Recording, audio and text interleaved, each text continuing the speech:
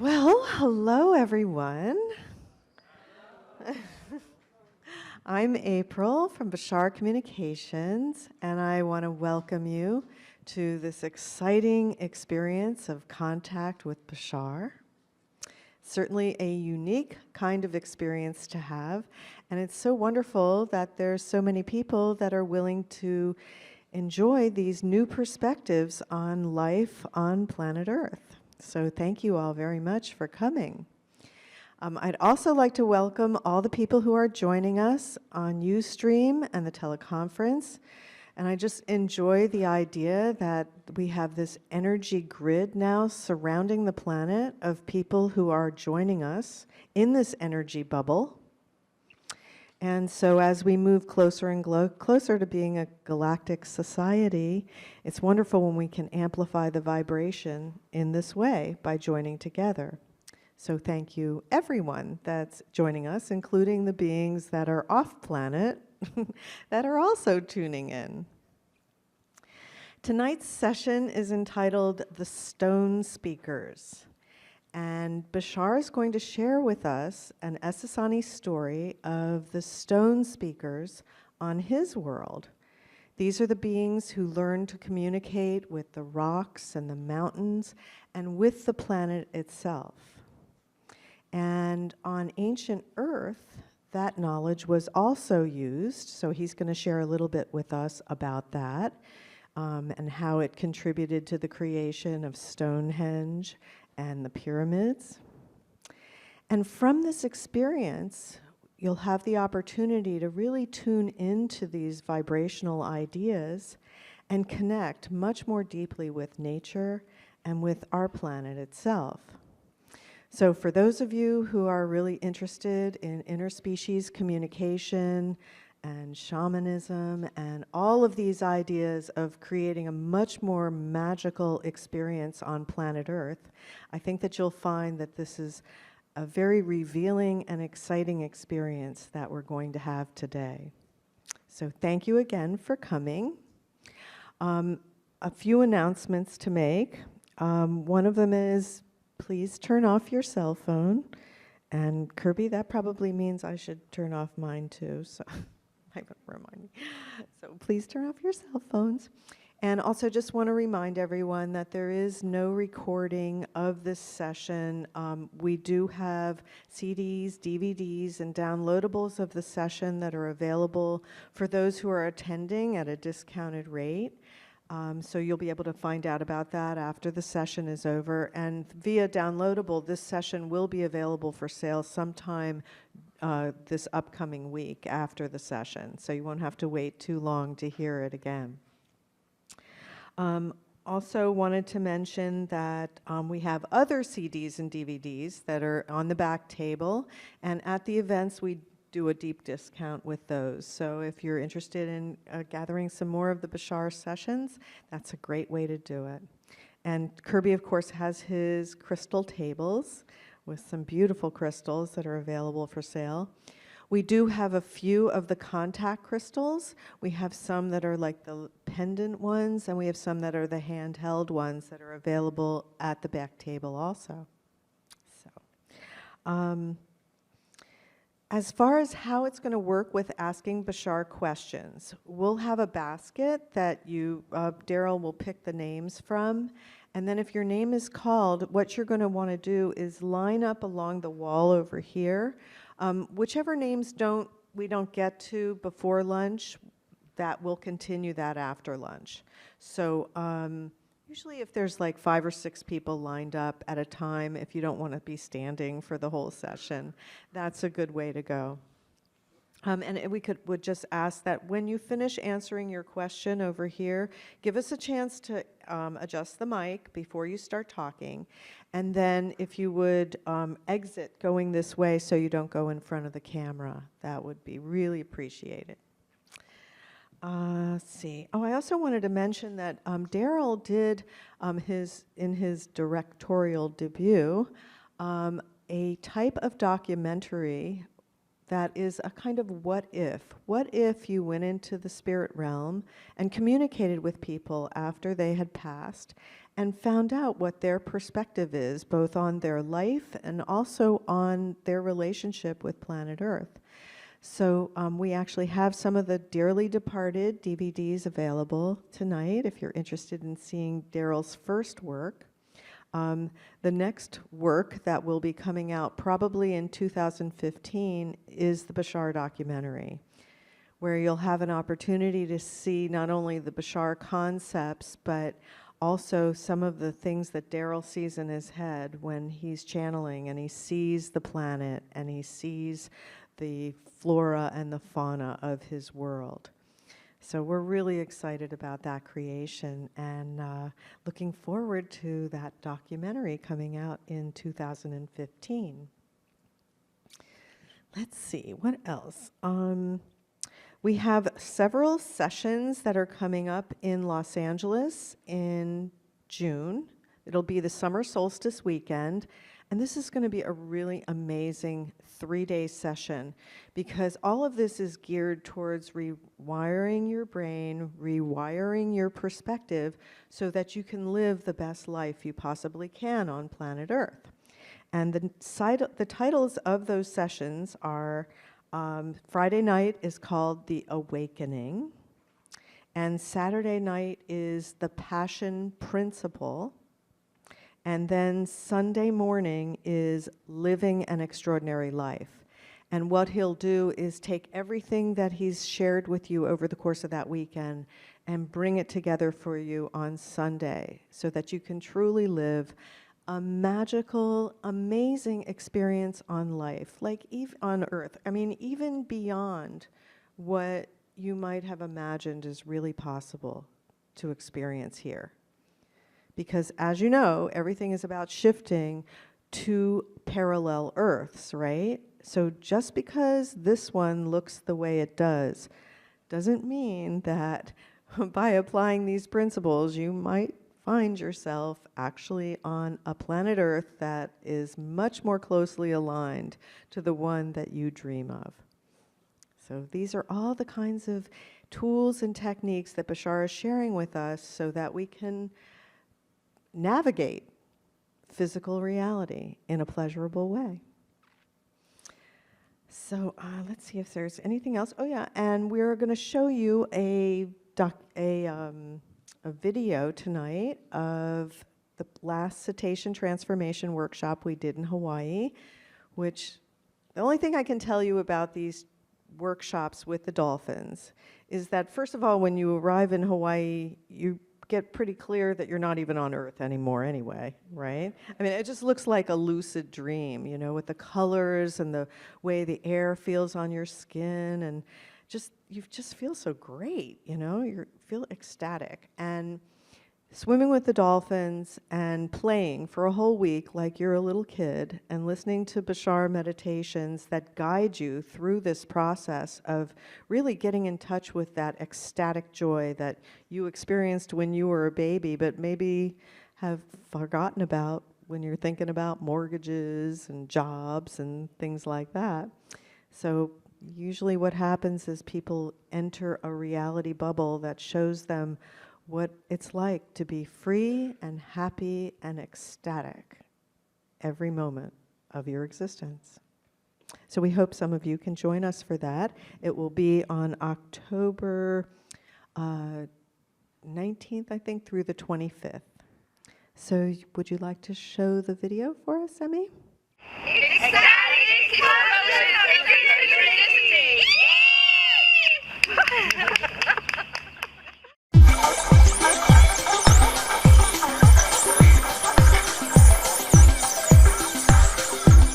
We're calling the cetacean nation.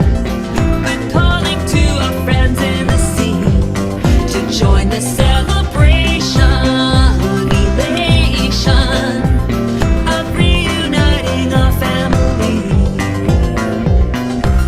We're separated for a long, long while, but now's the time to change the tide. We're here to say that we'll make it right.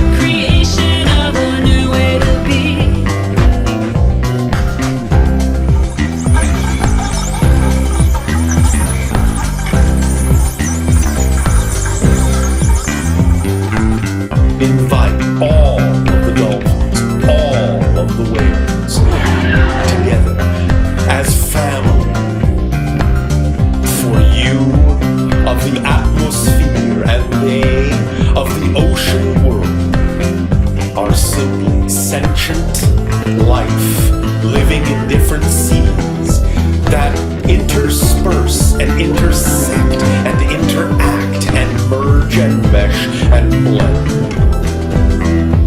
Air into water, water into air. All the dolphins and all the whales, they sing a song of welcome, joy and welcome to the cetacean nation. We're calling the cetacean nation. We're calling to our friends in the sea to join the celebration, elation, love reuniting our family. We're calling the cetacean nation. We're calling to our friends in the sea.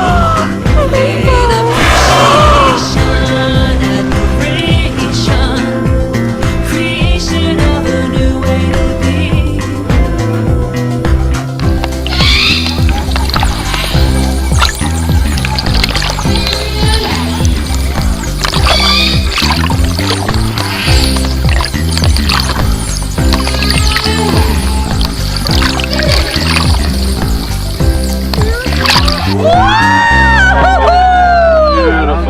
Oh, that's fabulous.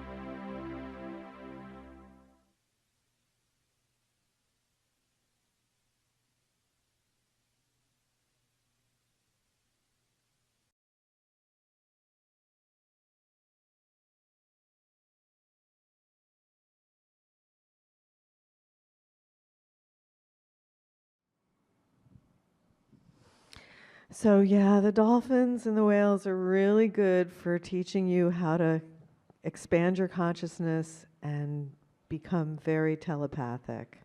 And it's just exquisite to connect with nature. I'm sure all of you know that too, just from, in your own lives when things get really harried, if you just go out into the forest or anywhere where you can connect with nature and how balancing that is for you.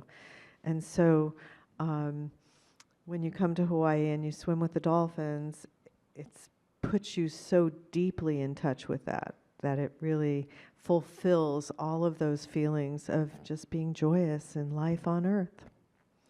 So we hope you can join us. I guess we're about ready to start, Daryl. So if you want to come up and, I don't know, are you guys pulling the screen up or? Okay. And we'll pick the names of all the people that are going to ask questions.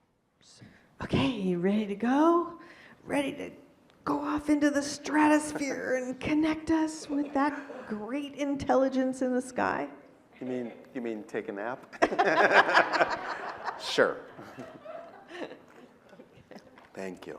Well, thank you, Daryl and Bashar, for bringing us this information and especially for helping us connect more deeply with nature and with our beautiful planet. So thank you very much. You're welcome. Thanks. Hi, everyone. Thank you very much for coming today. We really appreciate it, having us here. And I will just get right into it. So please have a good time. And I'll see you later at the break.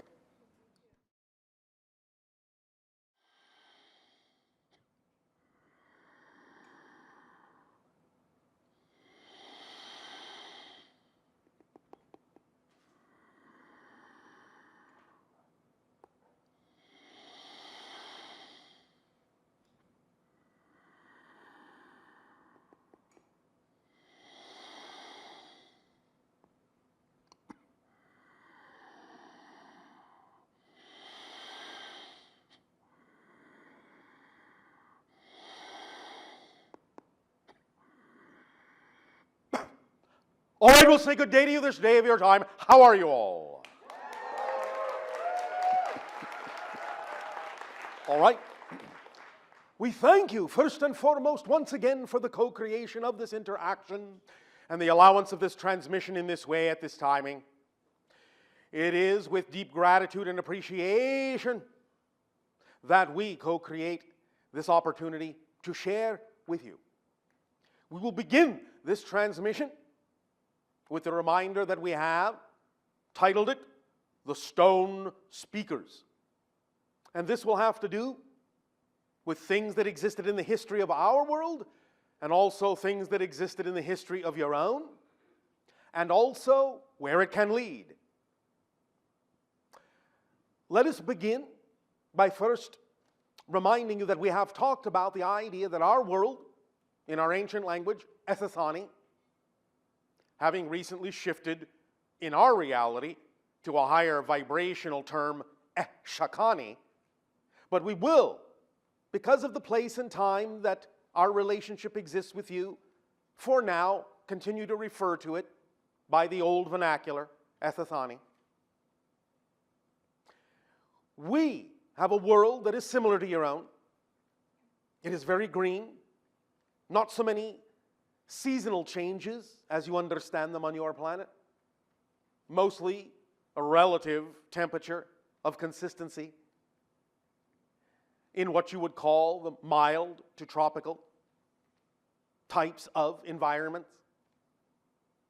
As we have said, we have no real built-up city structures on our planet. More often than not, our spacecraft are our cities.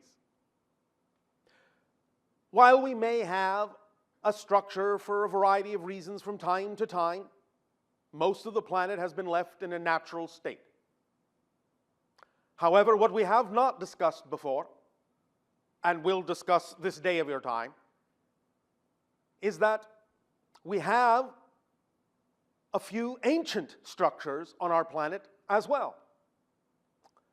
In your terms of time, the history of my people has lasted about 10,000 of your years, give or take. And the idea is that in ancient times, as we were learning, as we were evolving, as we were developing our understanding of our relation to ourselves and to creation, and similar to the way that people on your planet in ancient times did these things, a lot of ancient Sathani people built certain kinds of structures on the planet for a variety of reasons, many of which were made of stone. One in particular that we shall address this day of your time is in some senses similar to the structure on your planet that you call Stonehenge, but it is not circular. It is a spiral. And being a spiral, it stretches out over several acres of land. Now, these standing stones that were created by ancient people on my planet do not have the connecting lintels on the top that Stonehenge originally had and to some degree still has today. They are simply a series of standing rectangular stones with a certain space in between them that would be about the size of what you would consider to be a wide doorway. Again, somewhat similar to the spacing of the stones in your Stonehenge, but a little bit different. However, not all of them are empty, these spaces. Some of them are, but many of them are not. And in these spaces, there is hanging between the stones other slices of different kinds of stone, sliced relatively thin and hanging, in a sense, like a chime, a large chime between the major standing stones. Each of these thinner slices of stone, of different types, different colors, different kinds, has been specifically fashioned to give off a particular tone when struck. Just as you know that if you have a relatively thin piece of stone that is translucent and you strike it, it will give off a kind of bell-like ring depending upon the stone. It will determine what tone it gives off. Each of the stones in this particular spiral structure we are referring to, which in our ancient language is called shadak. This shadak has been specifically engineered with specific types of stone hanging in between the standing stones that give off certain tones. And there are hundreds of them.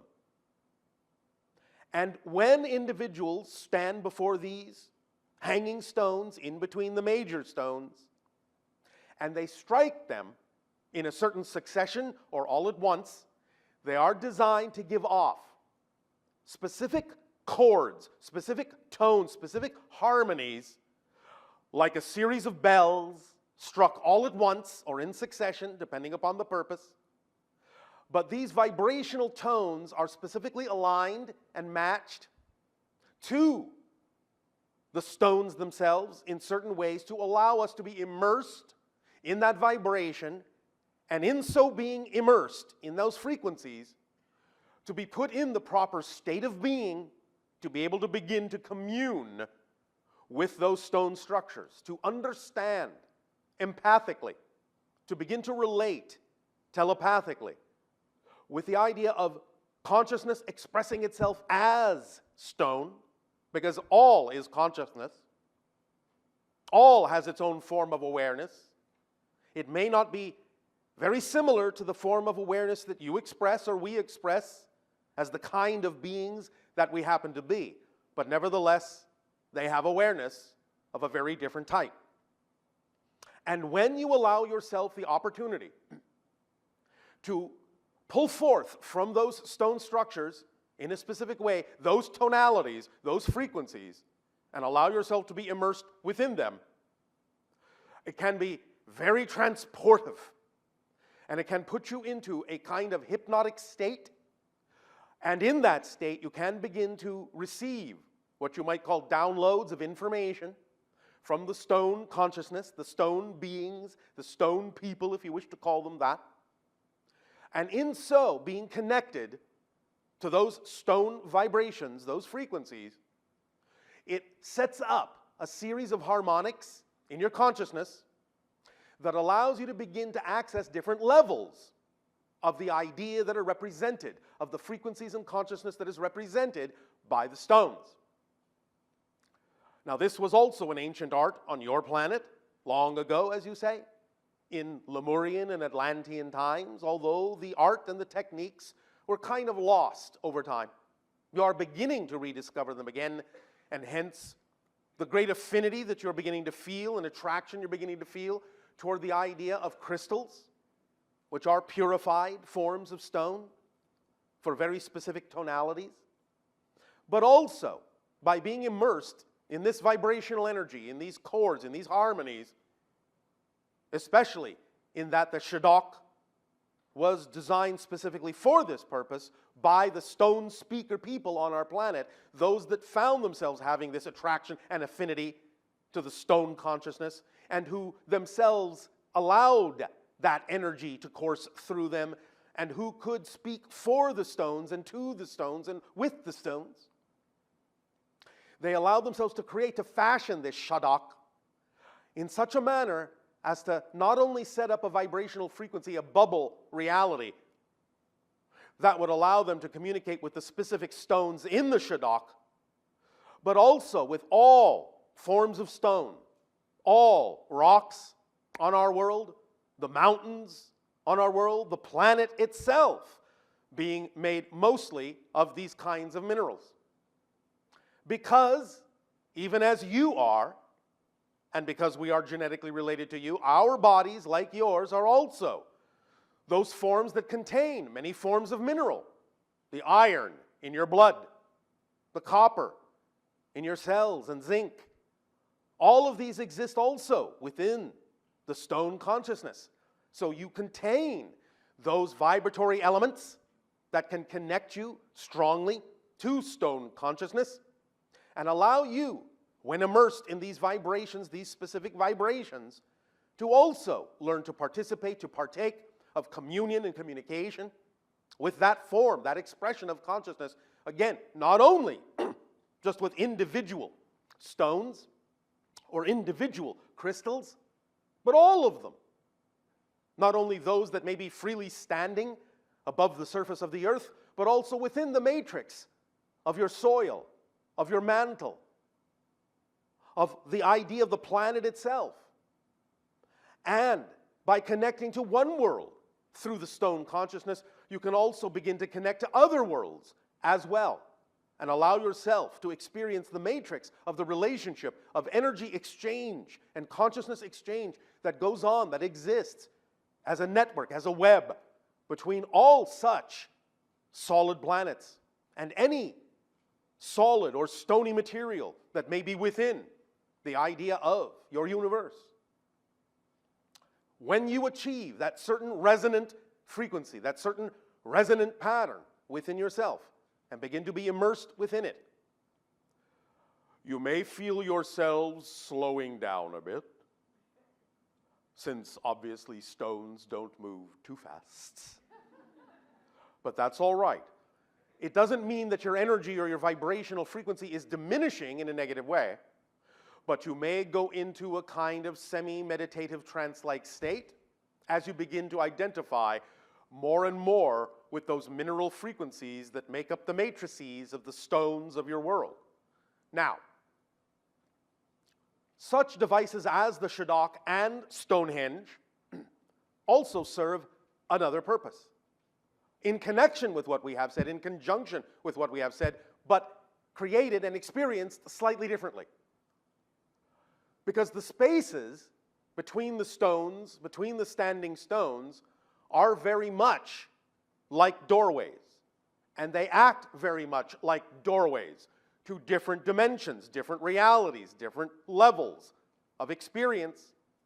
And you can learn again to use them this way, even as they were used to gain knowledge, to download information from other dimensions, other realities in creation. The Shadok still does this. Stonehenge or some similar structure, if you choose to recreate it on any scale, can do this as well. If you allow it to be whole, once again, in the design that was originally intended, so that it is complete, and you begin to allow yourself to use the permission slip of finding the stones you are most attracted to, fashioning them in thin slices that are translucent and thin enough to ring like a bell when you strike them, you can begin to entrain yourself and rewire yourself to the specific frequencies of the different languages of the different stone cultures on your planet. For each different elemental matrix, in a sense, is a different culture and a different language in stone speak. So you can begin to train yourself to listen to those tones, to let those tones rub off on you, and begin to identify more strongly when you're out in nature with the stones all around you, the stones beneath your feet, and the stone matrices deep down in the crust, the mantle, the core of your planet, and from there, other worlds as well, especially if you do this within such a device, within such a permission slip as a complete Stonehenge or a Shadok. Then those spaces that are left open between the standing stones will begin to vibrate, will begin to resonate. They will become like resonating cavities as these tones are struck in sequence or simultaneously, depending upon what you wish to do. And as those spaces become resonating cavities, they will each be representative of a different connection, a different vortex connection to another dimension, another reality that that frequency is representative of. And by standing in that doorway space and in that resonant frequencies as the other stones are struck, it can, in a sense, transport your consciousness or open your consciousness or unlock your consciousness in such a manner as to receive very strong impressions, visions, and experiences and information and energy from those other dimensions that that resonant frequency is representative of. Now, the stone speakers in our ancient language are also called Shadok Karini. In that you also have stone speakers on your planet, those who are very attracted to communicate with the idea of stone and crystal. You are your own form of Shadok Karini. And by allowing yourself the opportunity to form these relationships with these stone beings and really refine your ability to understand stone speak in all the different cultures that stones exist within, you'll begin to develop a repertoire, you'll begin to develop a lexicon in such a manner that any aspect of nature will begin to open up to you, because all aspects of nature, the plants, the animals, yourselves, in the ocean, on the land, and in the air, all contain the minerals that are in the stones. All are supported by the foundation of the stones. All are connected through the stones. And as you begin to gain familiarity with that vibration, the vibration of your world, your earth, what you call the Gaia consciousness, the collective vibration of all the stone beings on your planet, you will begin to identify with the minerals in plants, the minerals in animals, the minerals in yourselves, the minerals in the air. And you'll begin to notice that more and more information will be coming in. You'll be absorbing as you walk in nature, as you play in nature. You'll start absorbing little bits here and there. Walking through the forest, suddenly you might go, "Who said that? What did you say?" You'll begin to realize over time that you will begin to speak the language of the trees, the language of the animals, the language of the water, the language of the sky. Starting with the foundational stone beings, will begin to lay the foundation for all the other languages that derive from it, that grow from the earth, that are spawned from the earth. For you all contain the minerals that the stones themselves are representative of. And so you're all connected in that way. Now, in our ancient times, along with the Shadok and the practice thereof of the stone speakers, this extended and expanded, as we said, into the understanding of the world as a whole. And so it was the stone speakers themselves who began to initiate the particular specific frequency in our world to set it up as a harmonic, a rebounding harmonic that amplified and magnified more and more and more over time, that began to create the unity among us all. And it is the first vibrational aspect to the overall vibrational equation that allowed us to ultimately experience the telepathic link with each other and with all forms of life on our planet.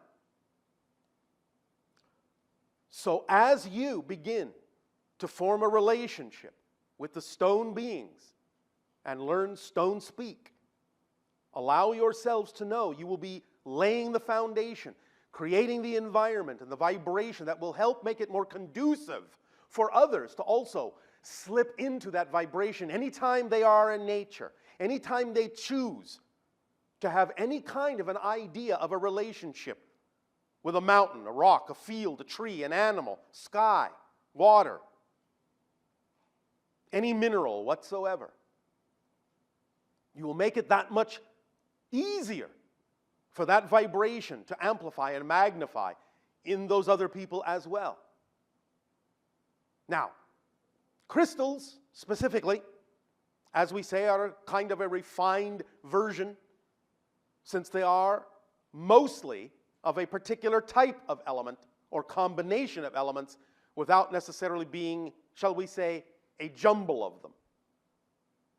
There are fewer elements in those crystals. And so in a sense, the crystals can function as very accelerated repositories of information, storage matrices in a sense, that can hold on to information in a kind of orderly, organized matrix, the information of which then can be extracted from them as a storage unit, in a sense, by those who choose to align with that particular matrix. And again,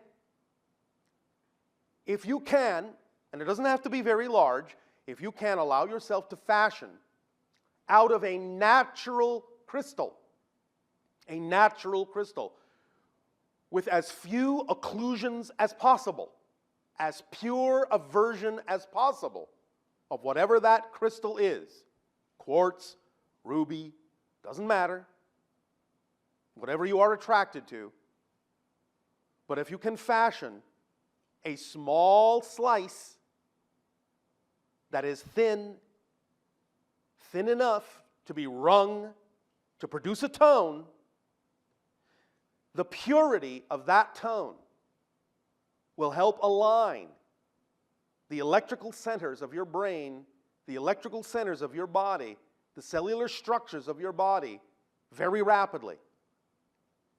So creating those little permission slips in the purest form you can and striking them like a musical instrument and receiving that tone and being immersed in that tone can be very accelerative and help you learn to identify that much more quickly, resonate that much more rapidly with the stone beings in general. The crystals, in that sense, are the keys to the rest of the stone reality. They are the representatives, in a sense, in pure form, of the whole reality, the whole world of the stone consciousness. So they are the ambassadors. That's what the crystals are. The purer keys, the purer gateways, the purer tones that will invite you into the world of the stones. One way to even accelerate that process as a permission slip is to actually be immersed in water when you strike that little stone bell. The vibration in water, because you are also mostly made of water, and the water is what suspends the minerals within you, will set up a vibrational resonance within your body that will be very, very powerful, very profound indeed. In fact, it may actually make you a little bit dizzy.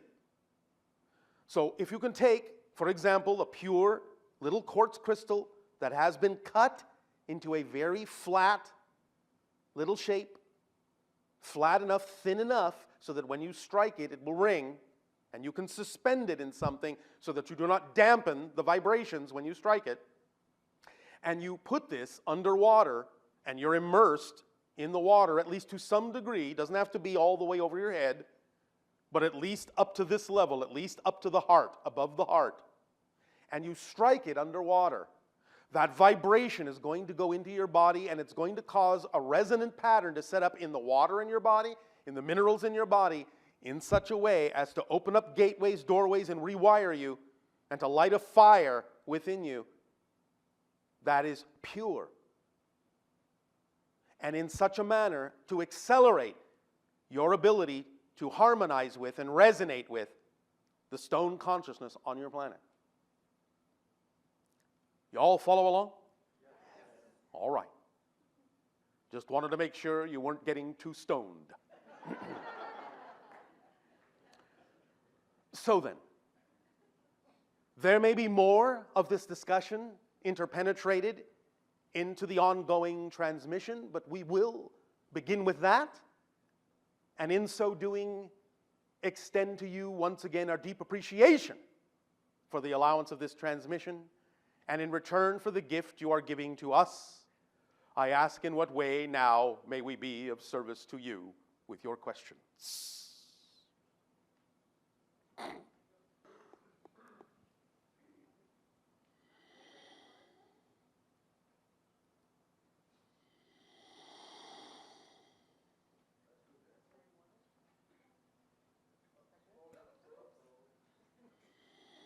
Are you having fun with your technology again?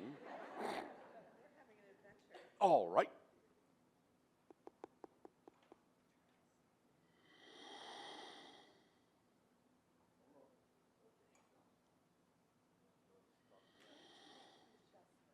All right.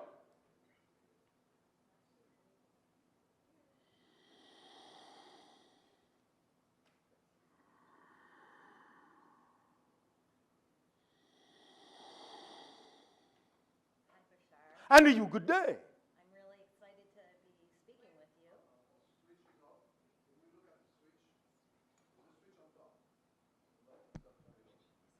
Hi, Bashar. And to you, good day. So I have a question about my is it dream space, my astral space. Yes. I experience a lot of fear Why? of Of what? opening up, of Because what are you afraid will happen if you do? that something would get me. Get you? Yes. You mean like a boogeyman? I've had some experiences that have been expansive and some that have been frightening. Well, we understand, but remember that all experiences can be used to expand you. And if some of them frighten you, then it gives you an opportunity to examine what definitions you may be holding on to that would allow you to experience it in a frightening way as opposed to an expansive way. Because regardless of anyone else's intention in the same situation, you always have the opportunity, all of you, always have the opportunity to determine what effect the situation will have on you by giving it the positive definition that you are capable of giving it. Yes? Yes. So, what are you afraid of? Losing control? Yes. All right. Well, what does that mean to you? Losing control. Yes, what does that mean? Losing control of what? I'm not sure. What do you think is going to be done to you when they get you? When I have, there's been times when I have opened up and I'm not quite sure. I've come back sometimes screaming. Yes. You mean and like when you're on a roller coaster? Really screaming, and I've been very, very A big roller coaster. yes, far out of my body, and I'm not quite sure Then. All right. what's happened. Well, many of you do have other experiences with other entities, other beings, or experiences in other dimensions, so on and so forth. And when you wake up, you remember it as a dream, but many times it is simply the best that your physical mind can do to choose symbols to represent what happened, because many of the symbols don't exist in your physical reality to literally represent what happened, so your physical mind has to do the best it can.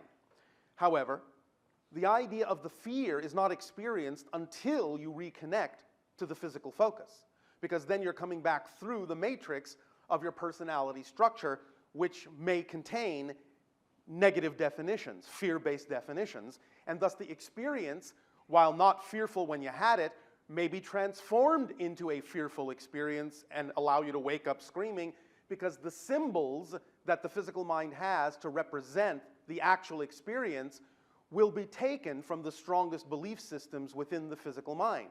Therefore, if you have many different issues that are negative definitions still stored in your unconscious physical mind, then the physical mind only has those to represent what happened. You understand?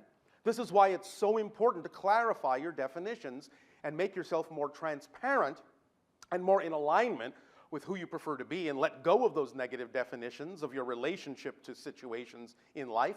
Because when you make yourself more transparent, then the experiences you're having on another level, when you reconnect, will not draw from those negative definitions to form a symbolic representation in physical terms of what that experience was about. Does that make sense? Yes? No? Maybe? Maybe. Maybe.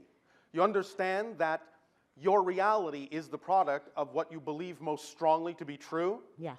And if you have negative definitions and you're assigning those negative definitions to situations, you're labeling them in a negative way, even unconsciously, that the only way you can experience a situation is negatively?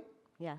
And you understand, therefore, conversely, that if you assign positive definitions to the very same situation, you will get a positive effect out of that same situation that you previously got a negative one from? You understand that? Yes.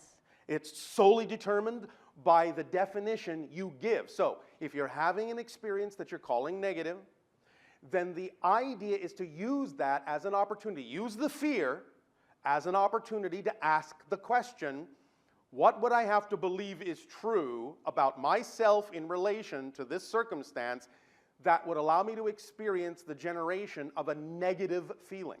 Because feelings can only generate from something you believe to be true. You can't have a feeling. Feelings don't exist in a vacuum. You cannot have a feeling if you don't already have a definition. You follow me?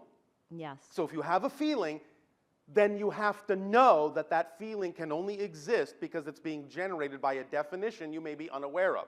So use the feeling to backtrack and find out what the definition would have to be in order to generate that kind of a reaction. Make sense? And once you identify, consciously identify that definition that's out of alignment with your true self, with who you prefer to be, you will immediately perceive that definition as illogical and nonsensical, and as soon as you perceive it as nonsensical, you'll drop it. You understand? Yes. That's why it's so important to find it, to identify it consciously. But you can use the feelings of fear that you're having as a messenger, as a friend, knocking on your door, telling you, hey, you have a belief that's out of alignment with your true self, and by the fact that it's out of alignment, that's why you're experiencing your energy as fear instead of joy. Because it's the same energy. Mm-hmm. Joy and fear use the same energy, but you experience it as fear when it filters through a belief that's out of alignment with your true self, and you experience the very same energy as joy when it's in alignment with your true self, going through an aligned belief. Mm-hmm.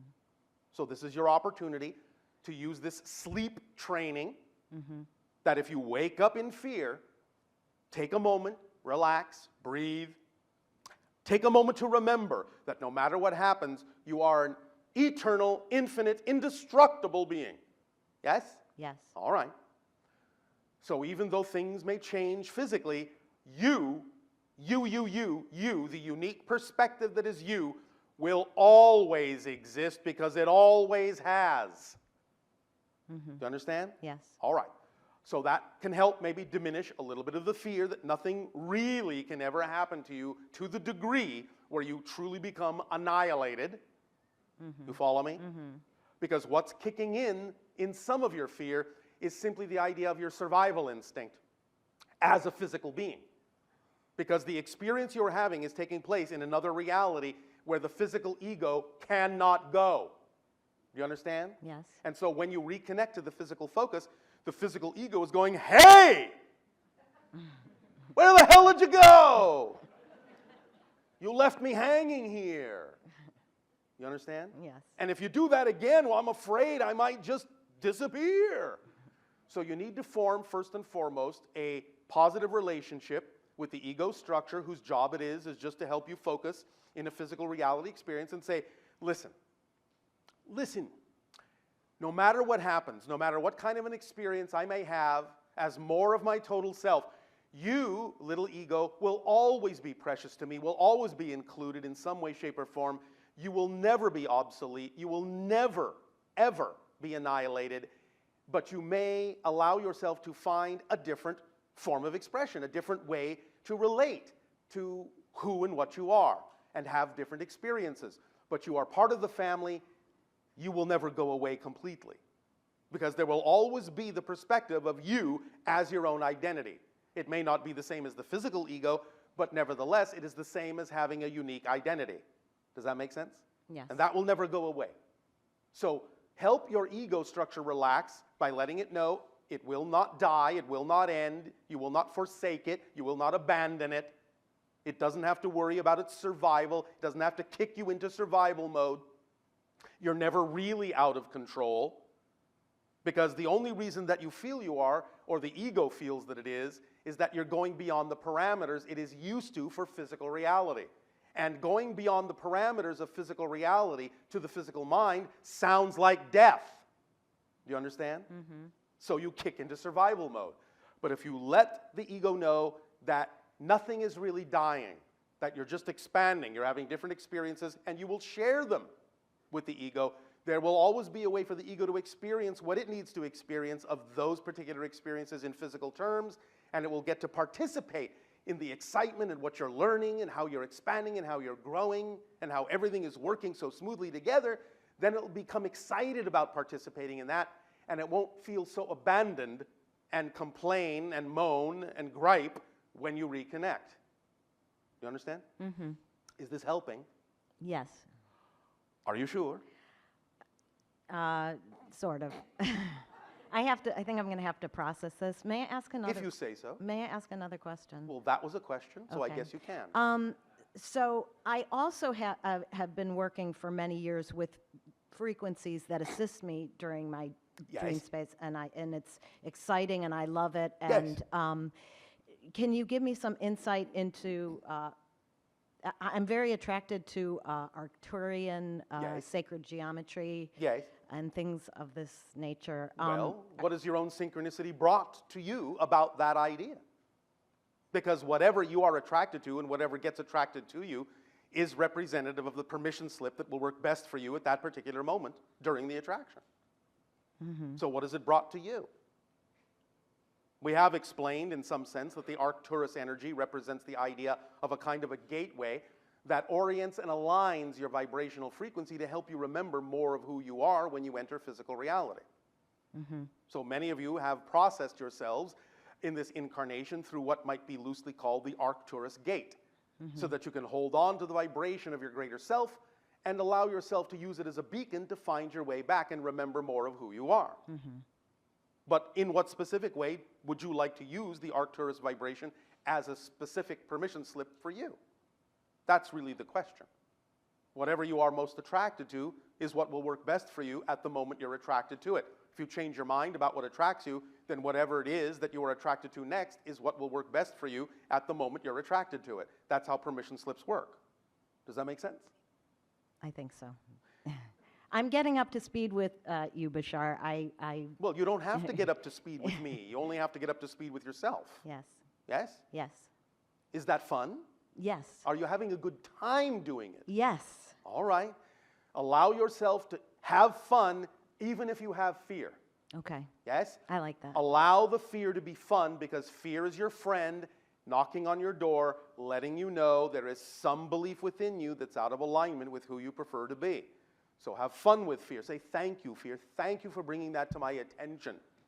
You understand? Yes, And then when you use fear that way, it won't stick around because it'll have done its job. And it'll move on. It'll change into something else. It'll change into excitement. It'll change into curiosity.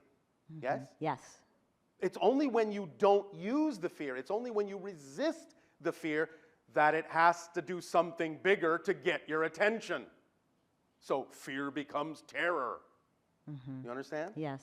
But you don't need to let it grow into terror by paying attention to what it has to say to you while it's still just a little bit of nervousness. Okay, You understand? yes, Does that help? yes. Then pleasant dreams to you. Thank you.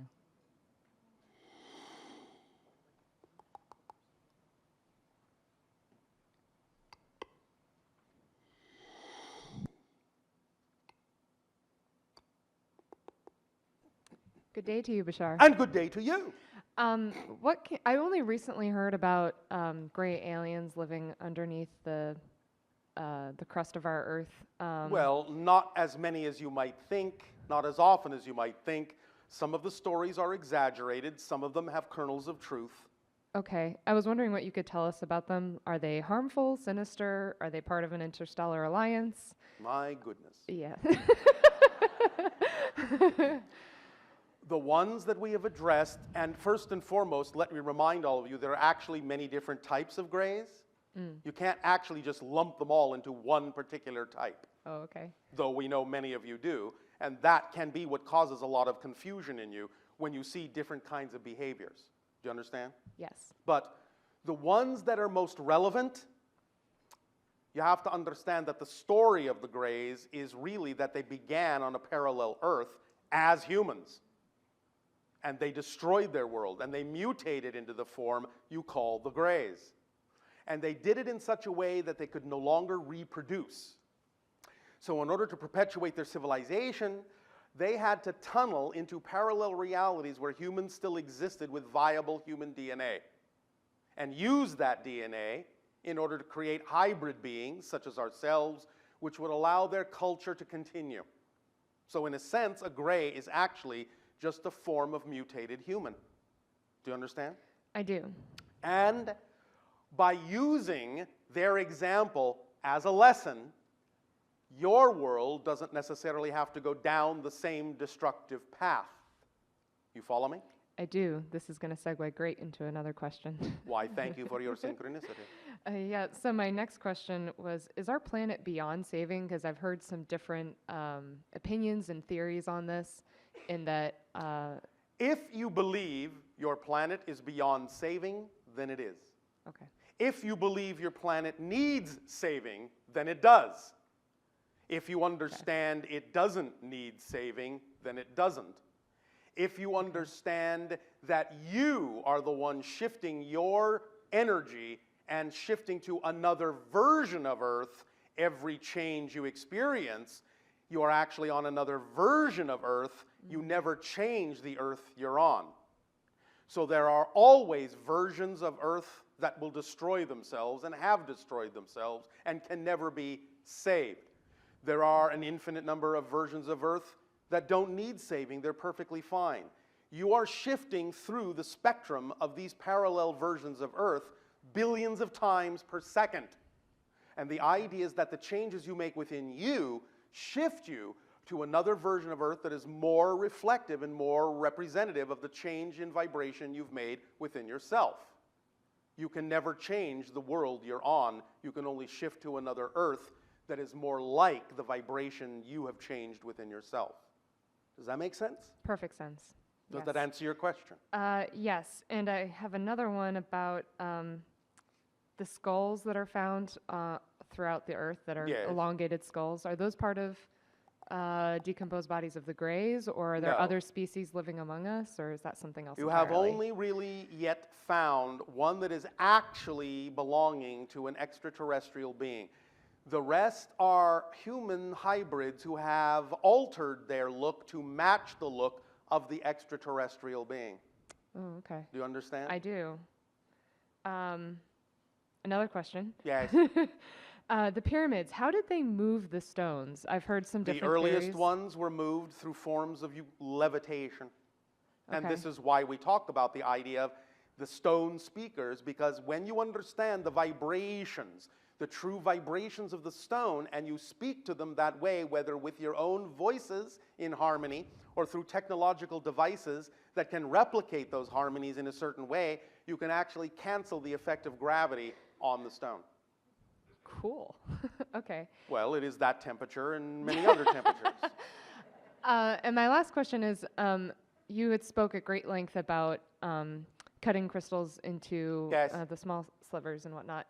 For a while, I've been trying to come up with a plan to hang something above my bed to increase my dream communications, because I Alright. have very, very vivid dreams. Yes. Does that mean you succeeded?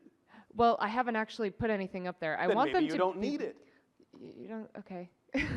Well, 'cause you're I- saying you have very vivid dreams already. I do, but Well, they don't what really else make would you sense. like them to be? I just don't understand. Ah, well then what you're them. seeking is lucidity. Yes. Thank you. Yes. There again are many different permission slips that you can use to expand and increase lucidity. Okay. We're going to talk about one in the upcoming transmission called The Awakening, but you know what?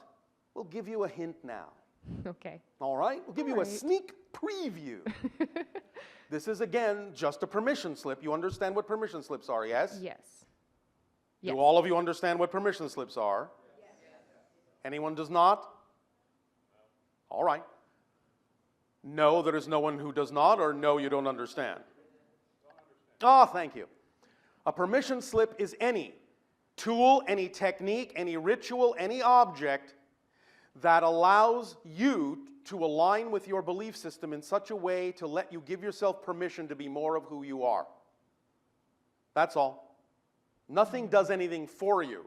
You're doing it yourself, but for some reason your belief system is aligned in a way that says that if I do this thing or have this thing or use this thing or say these words, it's going to be easier for me to experience what I prefer to experience. So that thing is aligned with your belief system. Any tool, any technique, any ritual, any object at all is aligned with your belief system in such a way that it allows you to give yourself more permission to be more of who you are.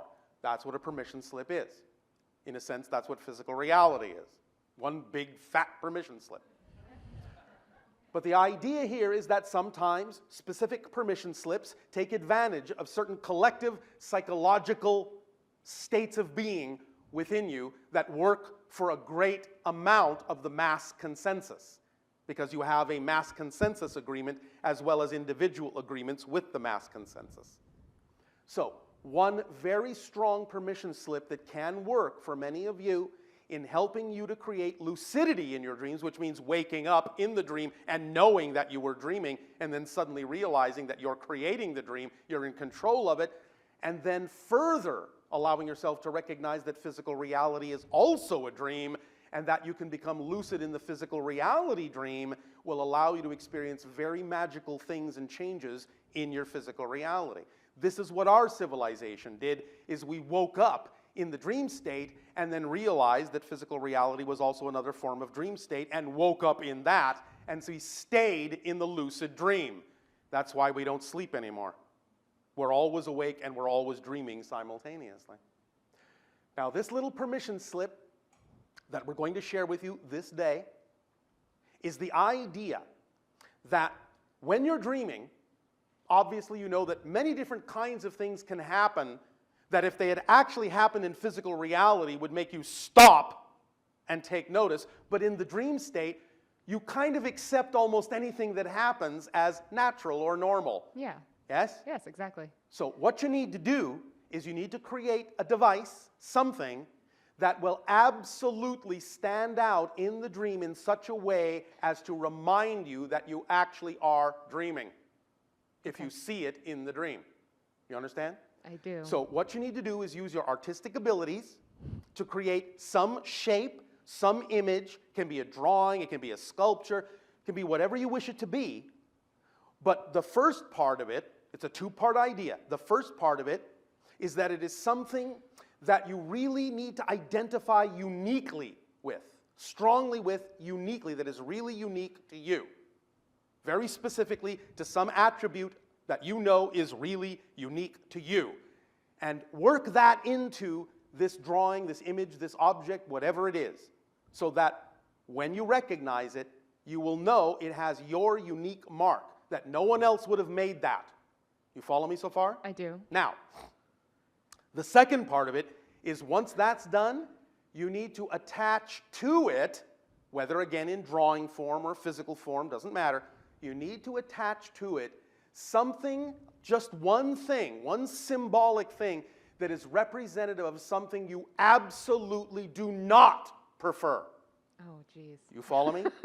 Absolutely would never prefer. Because what this does is it works together in a very specific way. Because again, if you just use the side that's unique to you, that really represents you, you might still accept it just as something familiar in the dream and just integrate it right into your dream. But if it contains that one little thing that is something you do not prefer, then you'll get that instant snap, that rebound, that polarity shift, where you go, ah, me, no, not me, not me, not me. Oh, it woke you up in the dream. You understand? Yes. So it's kind of a combination of a way to use polarity to snap yourself awake in the dream and become lucid. Okay. So just use your imagination and your creativity on this and see what happens. All right? Great. Thank you so much. Does that help you? Yes, it does. Well, thank you so much.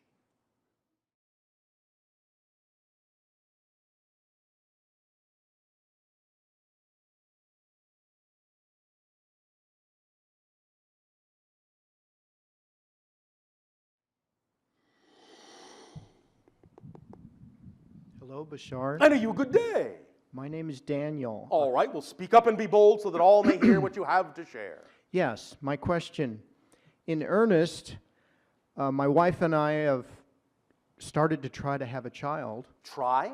Yes. Well, maybe that's why you're not having one, because you're trying to have one. Why don't you just have one instead? That's my question. Oh, all right. You do understand that children are the product of agreements you make with spirits who become your children? Yes. Do you understand that these things happen in perfect timing when they really need to? Yes. Do you understand that if you just relax and stop trying, it's more likely you'll have one? Okay. Do you understand? Yes. Because the timing has already been agreed to. The appointments have already been made. The only way you can miss an appointment is by spending your energy and time worrying you will miss the appointment. That's the paradox. If you stop worrying you will miss the appointment, you won't miss the appointment. The child will be born, or children will be born, at the appointed timing that is representative of the agreements you made to be family in physical reality. So don't focus on it so strongly. Don't try so hard. Relax, relax, relax. If there is something you need to know about things you need to do that are physiological, the synchronicity in your life will let you know what those things are. If there are things you need to do energetically, the synchronicity in your life will present to you opportunities to handle the energetic balance. But you have to trust the way your life is unfolding. Do you understand? Yes, and I am on that journey. We are on that journey of trust. On And- the journey of trust. What's a journey of trust? Well, You either trust in something or you trust in something else. the You unfolding. don't have to learn how to trust. The unfolding. of- Yes, the yeah, we unfolding, all trust, right, the and we're- experience of unfolding. Right. But let's go back to the trust issue. Because the idea is you don't have to learn to trust. You only have to learn to trust in what you prefer as opposed to trusting in what you don't prefer. So it's not about learning to trust, it's about learning where to put your trust. So when you say a journey of trust, that's all you're actually learning, is how to let it be okay to trust what you prefer as opposed to creating reasons to continue to trust what you don't prefer. Yes? That's the journey you're talking about. It's not a journey of learning to trust. You understand Yes, the difference? I understand. All right. Yeah. Because there's no such thing as a lack of trust. There is only a trust in lack. Make sense? Yes, All right. yes. So, Thank you. does this help you? Absolutely. I believe this has been what we've been doing, and we've come to this point. Yes, In but you earnest. haven't been doing it because you're asking the question and stating it in a manner that says you're trying to have a child. Well, in earnest, we've just Is got that to- a particular town or something on your planet? You keep saying in earnest. the combination of things have finally come together. Yes. That's what I'm trying to say. Oh, all right. And why And didn't now you say I'm that? just I take what you say about just lay back and Yes. the timing and the appointment of this Yes. will take place. Yes. And I appreciate that. All right. Well, that's how it works. Thank you. Does that help? Absolutely. All right. Thank you. Anything else? No? All right. Bye-bye.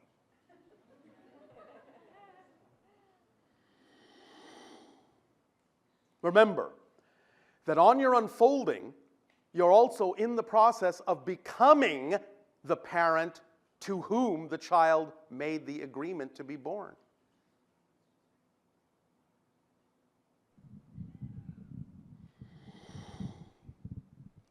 Good day, Bashar. And to you, good day. I wanted to talk to you about my job today. Go right ahead. It's becoming apparent to me that it's not my highest excitement. Oh, all right. And What do you want to do about that?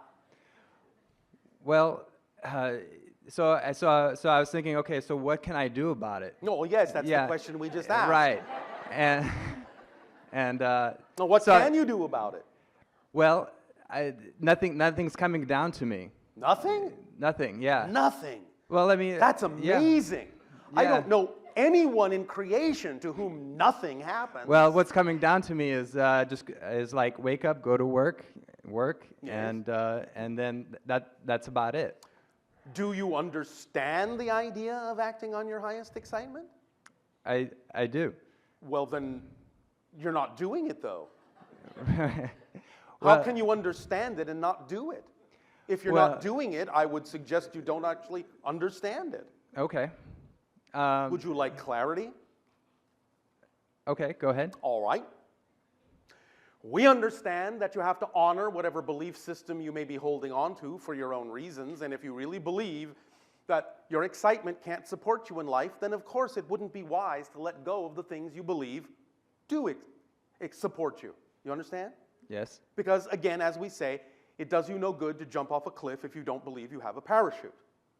But if you at least give yourself the opportunity to do what you can that excites you, a step at a time, day at a time, an hour at a time, if you at least give yourself some opportunity to start acting on your excitement to the best of your ability with absolutely no insistence on the outcome, you will begin to see over whatever time you want it to take, over whatever time you're comfortable with it taking, you'll begin to see that your excitement can begin to support you. But you have to take the step. If you don't take any steps in the direction of your excitement at all, you can never be shown that it can support you. And when we talk about acting on your excitement, we don't mean you have to have an idea of a particular project, a job, a career. We mean at every given moment you are capable of making a choice to act on something that has more excitement attached to it than any other option. We are going to assume, not meaning to be egotistical, that you are here today because taking action on coming here today to have this conversation is something that excited you, yes? Yes. Well, you acted on it. Yes. So what prevents you from acting on anything else that contains the highest amount of excitement? Well, outside of work, I believe I'm really following my highest excitement, you know. But you are saying that this is outside of work. Correct. So is there something you would rather be doing that you're not allowing yourself to act on? Yes, I would rather be sprint kayaking, training full time. And why not do that? Because you can't imagine how it would support you? yes. Then there is something in your imagination that needs dusting. You need to have a stronger imagination. And you need to know that if you imagine bigger, you will experience bigger. Yes? If you imagine small, you'll experience small. Okay. Yes? And if you imagine that these things can't support you, they will not be capable of demonstrating that they can support you. But if you imagine big and you don't worry about the details so much, again, as long as you actually truly understand that that's possible and maybe even probable, and you're not having a belief that says, if I leave my old job, I will never be supported. As long as you have that belief, don't leave your job.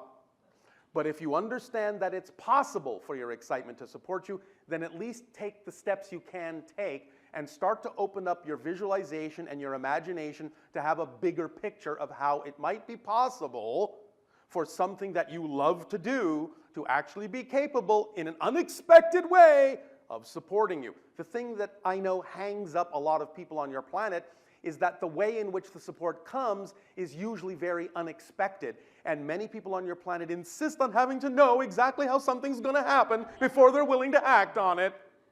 But you see, that's the brake. That is applying the brake. There is absolutely no way that your physical mind is ever going to be capable of knowing how something is actually going to manifest. It might be able to have a lucky guess now and then that coincides with what the higher mind actually is capable of manifesting, but more often than not, the higher mind will bring you the support in a manner that is completely unexpected and completely different from the way your physical mind imagined it had to come. That's why it's so important to drop the assumption, drop the insistence, drop the expectation of what the outcome is supposed to look like. That's why when we talk about visualization, it's all well and good to have a visualization of the ideal reality that you see yourself living. But the idea is that the visualization is only for the purpose of generating the state of excitement that that vision represents. As soon as the state of excitement is generated, you have to completely drop the picture. Gone. And let the higher mind take that vibrational state of excitement and actually manifest the thing that is actually more representative of what will serve you best than your physical mind was capable of imagining. Is this making some sense? Yes. All right, so the idea is to understand that there are certainly people on your planet that are being magnificently supported in life by doing things that other people would think would be crazy to do, that they would never get supported by. But there are many examples on your planet of people doing things that people said would never support them, and yet they're being supported. Are there not? Yes, there are. So if they can do it, why not you? Are you an exception to the rule? No, sir. Oh, sir, so formal. All right. Well, what reasons are you creating why that wouldn't work for you? What definitions are you holding on to that are resisting your natural self? Well, I mean, maybe it's just, you're right, maybe it's just a matter that I should start visualization on how I want to see it. That's all well and good, Yeah. but the idea is, again, remember that how you see it is not the idea. How you want to see it is not necessarily how it will look. You understand? Yes. You can't insist on how the outcome should appear. Yes. But the idea is that if you start acting on the best you can act on, to the best of your ability, of the highest excitement, without the assumption of the outcome being any particular way, you will begin to see that synchronicity in your life will lead you to the next circumstance, the next situation, the next opportunity, the next person you need to know, you need to meet, you need to interact with at exactly the right place, at exactly the right time, and it will begin to show you that you can be supported. Yes? Yes. Are you willing to buy into the idea that it can work that way? Oh, of course. And I feel like I'm doing that. Obviously not. I don't know where I'm going wrong, and maybe it's just It's not about going wrong.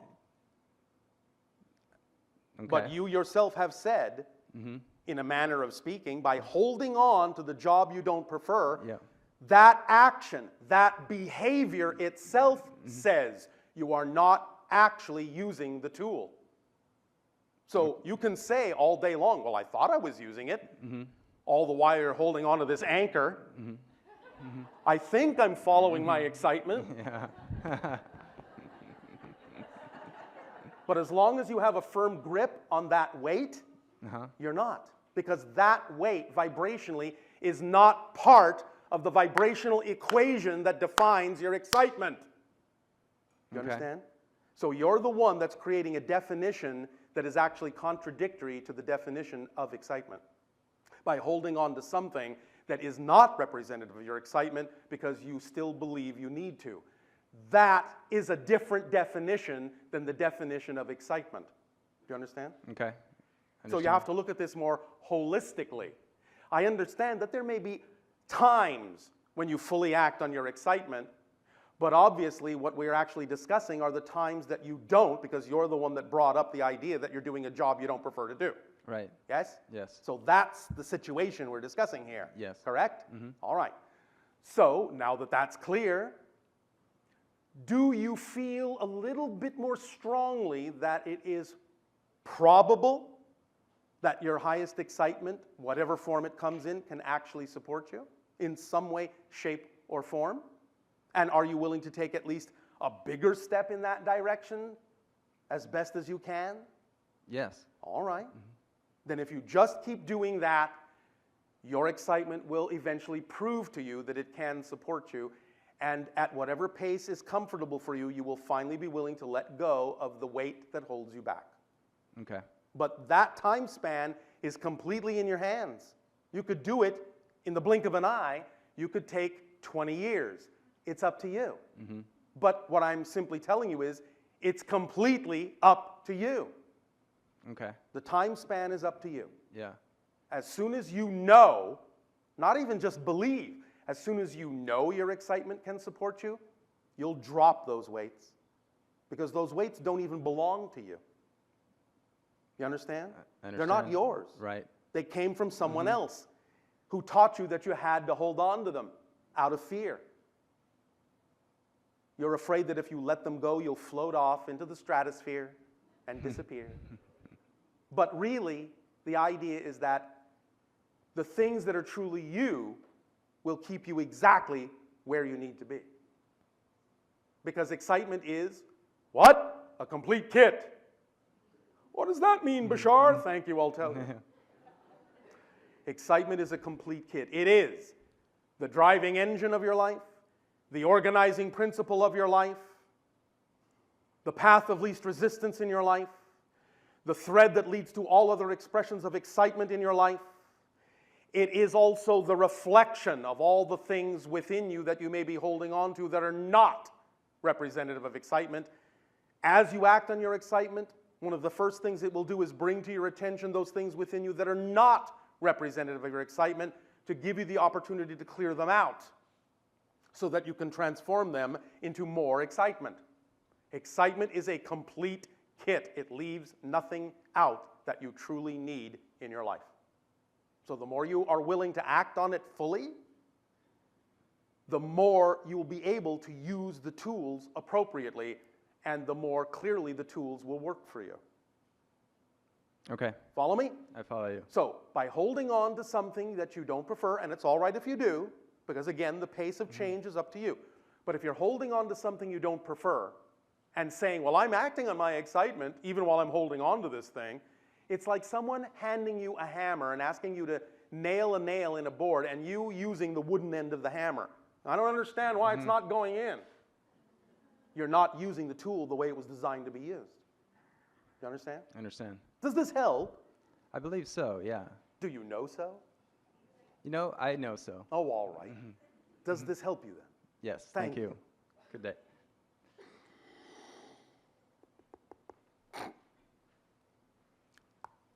Please, all of you, to the best of your ability, remember that these ideas we are discussing are not just nice ideas. They are not just philosophies. They are not just affirmations. They are a description of physics. This is how the mechanism of existence actually functions. It's not an opinion, it's an observation. And you can experience the result of that observation very transparently yourselves when you use the tools in the way they were designed to be used. It's as simple as that. And Good morning, Bashar. good day to you. I have a question building on this last gentleman. Oh, all right. With regard to using excitement perhaps as a tool to retrieve or to meet up with something that I have created in another version of myself, in another dimension. Yes. For example, I'm writing a book. You are And writing a book. I've been told by several channelers, I've already written this book, and it Yes. exists in, wherever. Yes, yes, yes. Okay. How can it occurred to me that I'm kind of reinventing the wheel by rewriting the book all over again. Why can't I just You can. You can retrieve- channel it. Can I channel the book I've already written somewhere else into this current dimension I'm living in? Are you asking, can you simply allow the book to instantaneously appear? Yes. Yes, it's possible, but it's not probable. And I'll tell you why. You want the experience of writing it. Okay, so it's the journey, not the end The result. journey is the destination. The Okay. process is the point. But I'm going to redoing the journey and the process all over again? It No, just, it's never the same. You know the old Zen saying on your planet, you can't step into the same river twice? I don't know that, but I do now. Thank you. Okay. It's never absolutely identical because you are unique. So you, by doing it and going through the process of doing it, it will enrich you in a unique way that is completely different or even a little bit different. Doesn't matter, it's still completely different from any other version of you that may have already created the book. Okay. Because no, they that did it helps. their way. And Because that they are a isn't me. unique perspective. That's why they're a different version of you. Because there needs to be another perspective. Okay. So you are unique. Don't deprive the world of the unique expression of the book, and don't deprive yourself of the unique experience of the process that you are going to enjoy and the things you're going to discover about yourself that will enrich your understanding of who and what you are in the experience of writing the book. Oh. But certainly you can get into a higher state of alignment with the concepts, and you can download it and in a sense channel it relatively effortlessly. Okay. That's up Okay. to you. All right. No, that helps. But enjoy the process because that's what it's all about. And in a sense, that's all there is. There is no destination. There is no goal. Okay. Thank you for that. Does that help? It does. And One last question. It's more of a curiosity. The last time I talked with you, I think it was up in Berkeley, and I had been standing in line, and I was actually having almost a panic attack. I realized later, I think you had said that when we come in contact with higher intelligence, sometimes some of the lower emotions come up and they have to filter through. yes, But what helped me was as I got closer up in line, there was this pervasive aroma of roses. Yes. And it calmed me down immediately, and I Yes. spoke with you, and I came back and I mentioned to the people around me, I go, do you smell this wonderful aroma? It was everywhere. Nobody had smelled that No. scent of roses. no, And I that read- was just for you. And where does that come from? Just the universe and its... Well, its activation comes from the idea of your guides and your own higher mind. And Okay. thus it is a vibration that is generated within your consciousness that allows you to have a physical representative experience of the shift in that frequency. Okay. Make sense? Yes, it So it does. was happening, in a sense, internally, even though you had a physiological experience of it. Right. Yes? Okay. Yes. Thank Does you that very help? much. It does. Thank you. Thank you.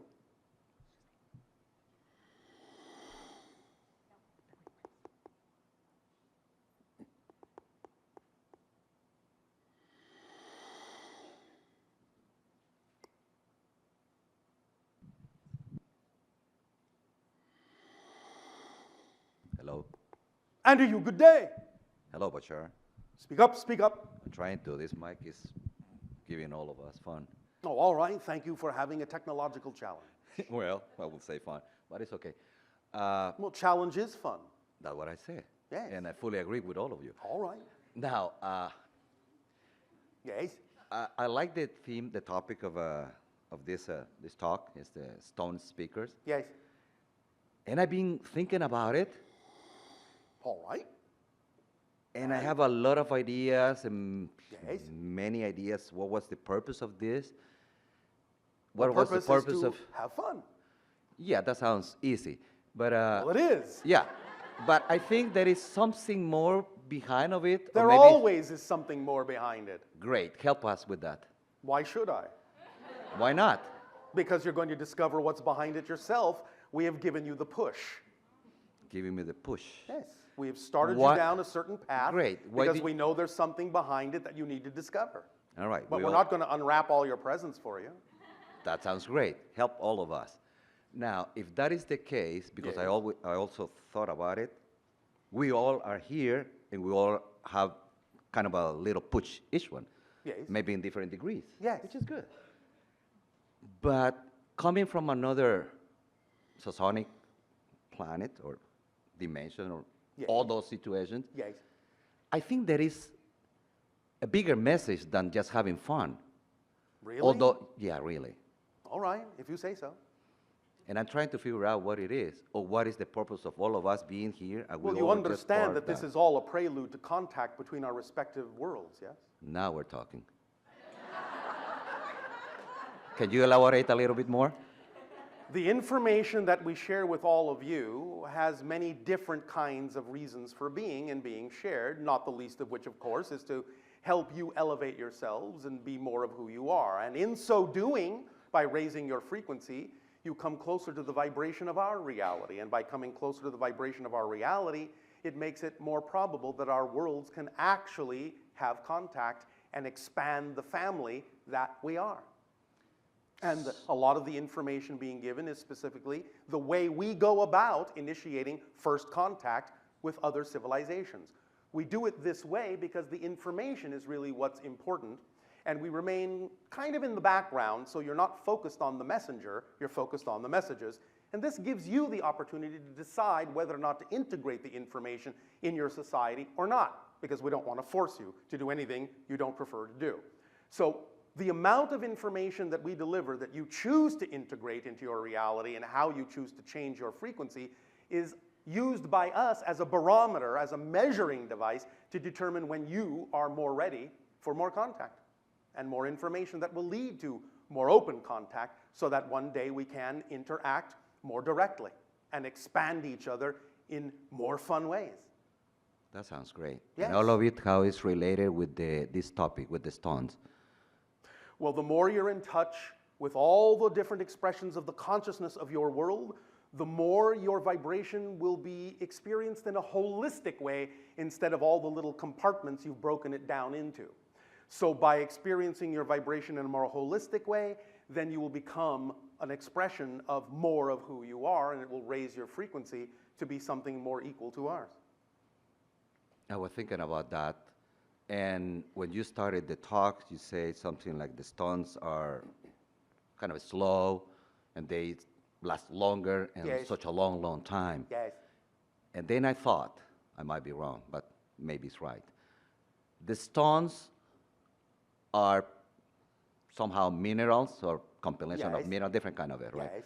And they are also in your planet and many Yes. other planets. Yes. Is that a way that your society is trying to connect all of us in the same vibration, or how it works? Yes, we're not trying to, we are. And that's why I initially said in the initial talk that once you get to the idea of communicating with your planet, you can also use that state of being to communicate with other planets as well, and feel the connection of the web, the interconnection between all of our respective worlds. So yes, of course, we're using our world that way as well to reach other worlds.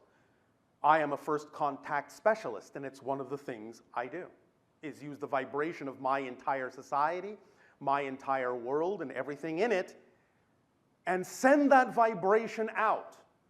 Those that respond to it, those that respond to the invitation of that vibration, are the worlds we initiate communication with, such as your own, because you answered the invitation. We all do. Yes. Well, not all of you, We but all the are ones that we present. interact with, yes. Yeah. So, taking that one, and I don't mean to take more time, That's all right. but although we already talked about a little bit about time, Yes, yes, yes. in that regard, the stone as a more solid, I would say solid material, you Well, were yes, it relating appears that. to be, yes. I heard you that you were relating that, like a cutting a little slice, Yes. and make a sound, and then Yes. it'll be a vibration. Yes. So I was thinking, that slice can be maybe quarter of an inch, or it can be 10 inches, Well, yes, it depending on the can. size. Yes, So but it's easier for in your that- technology to get a tone out of it if it's a little bit thinner. Yes. yeah, but I'm trying to go another direction. Oh, all right. If that is the case, so Yes. then the vibration that it will come from that stone, it will participate or resonate with the water that is in us. And by that fact, in this earth, we have a lot of water, including the dolphins, the whales, and all of it. Yes.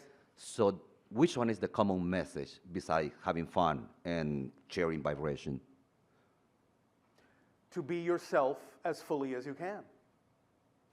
That's the only thing you need to do, because you are a unique aspect of creation. And by allowing yourself to be that unique aspect as fully as you can be, you allow creation to experience the expansion of itself through all the different unique perspectives that each component of creation was created to be.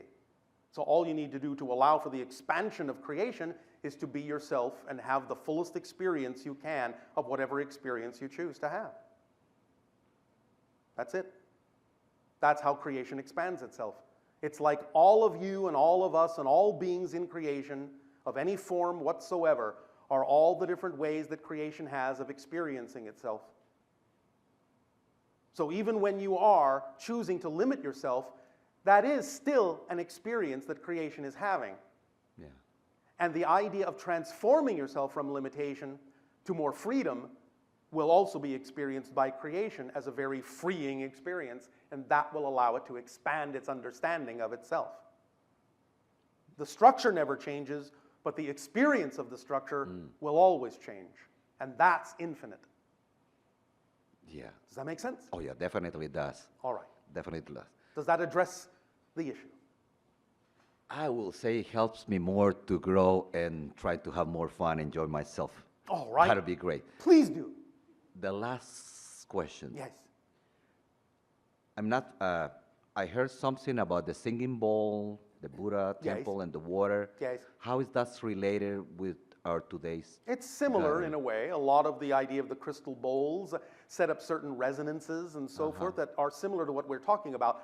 But if you really want the pure tone, it has to be a natural and not an artificial or man-made crystal. Oh, I see. That would be the difference. Okay. Thank you, Bashar. Thank you.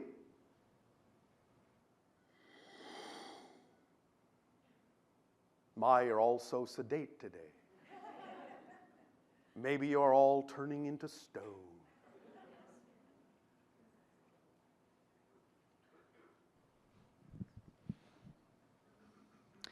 Good morning, Bashar. And to you, good day. I'm Speak up, speak up. I'm very excited to be here. Well, prove it. Oh, yes, that sounds so much more exciting. I'm just a little nervous. Good job. This is my first Bashar interaction. Well, that's all right. What a coincidence. It's our first interaction with Yes, you. See how that indeed. works? No need to worry. My first question is, last fall I was walking through downtown Oakland with a friend of mine, and I just Speak felt up, this- speak up. Last fall I was walking through downtown Oakland with a friend of mine. Yes. and I felt this prompt to look up into the sky. Yes. So I looked up and saw the moon, and I saw a red-orange kind of glowing half circle. Yes. And it just looked very peculiar to me. So I tapped my friend on the shoulder and motioned for him to look up. And as soon as he did, it shrank and disappeared, almost as if it didn't want to be seen. Yes. So I'm just curious about what that was all about. But what did it instill within you? What did it get you to look at that otherwise you may not have looked at? A sense of wonder. All right. Excitement. All right. And I guess I had been opening, I don't know, my vibration to encounter some sort of yes. spacecraft. Because All I've right. heard other people have experiences like this, and I wanted then to. Why are you sounding confused about this? It sounds like you had all the things you were asking for, yes? This is true. This is true. So where's the confusion? Are you simply surprised that it happened? I was just wanting to know what exactly it was. In a sense, you could simply say it is a projection of consciousness. Whether you experience it as a ship or not is really inconsequential. But a projection of another aspect of your own being in another form from another dimension to respond to your desire for more openness and more wonder in your life. Okay. Many of the encounters and sightings that many of you have, not all, but many, are actually other versions of yourselves from other realities. Thus acting as a reflection, acting as a mirror for you to help remind you of more of who you are. So it was just a reflection of Just? myself. It was a reflection of myself. Yes, To myself. for the specific opportunity of opening you up to more wonder. Mm-hmm. Okay. Yes? Yes. And showing you that that state of being you were in at that moment is the state of being from which to come and from which to act on all things in your life from that point forward. You were given an opportunity to experience the state of being that is more truly you. Yes? Yes. So you remember what that felt like, yes? Yes, I do. So remember, many people on your planet have this kind of backwards. Many people say, well, I'd like to feel that again. So let me remember what that felt like, without realizing that as they remember what it felt like, they are feeling it. Now, it may not be exactly the same, but it doesn't necessarily need to be the same. But even more important than that, remember that we have said you cannot experience what you're not the vibration of. You remember that? Yes. So if you really stop and think about it, here's the paradoxical trick. You actually have to already be the state of being to even have the ability to remember the state of being that you had. Does that make sense? Yes. You see how you fool yourselves all the time? Well, if I want to generate that state of being again, let me try and remember what it felt like then. But you see, you actually have to be in the state of being to actually have the memory. So you're already there. So the state of being is what is primary. State of being is all there is. That's why we say it's not the circumstances that matter so much, it's the state of being. State of being generates the experience of the circumstance. The circumstance does not generate the state of being. Although it can be used to reinforce a state of being, it doesn't generate the state of being. It's a reflection of the state of being. Make sense? Yes. So could you say that I was already in a vibration of wonderment, Yes. and that was just a manifestation? Yes, that was or- the manifestation of the state of being you were already in. So now that you know what that feels like, anytime you know you're in that state of being, that's the state of being that represents your true self, more alignment with creation. Act in everything in your life from that state of being, and everything will be experienced in alignment. Okay. Make sense? Yes. Thank Does you. this help? Yes. Very much so. Thank you. Yes. Yes? Yes, I have a few more Oh, questions. all right. I have a question about talent and Talent. Yes, Yes. you know, we've all been given different talents, different sets Yes. of talents, and I feel like I have been given a lot. All right. In what manner does your talent express itself, or in many which sort manners? of artistic forms. All right. And I feel that I'm maximizing a certain Then aspect. what question do you have? There are other talents that I feel like that I've been given that I'm not making the full potential of. Why not? You know, you're entering dangerous territory now. Just checking. Yes, I guess I feel that I'm not good enough. Not good enough. But you're good enough for the talent that you do express more fully? Yes, yes. What's the difference then between them? What difference are you making between them? Why is this one okay, but this one isn't? That's a really good I'm good question. enough for this one, but I'm not good enough for that one. Where's the difference come in? I feel a stronger sense of criticism, or potential criticism, negative criticism from others. Because? Again, because I fear that they're going to think that I'm not good enough. But why don't you fear that in the other one? Because I feel that I'm really good at the thing that I am good at. Were you always good at it? Yes, From actually. the beginning? Yeah, since I was a kid, yes. Oh, all right. And the others, I feel perhaps that I haven't spent as much time developing those talents. That's all right. If they are truly something you're excited about doing, certainly it's all right to experience the process of development. Mm-hmm. As we said, the journey is the destination, yes? Yes. And as you learn things, you're going to get better at those things you're learning, yes? Yes.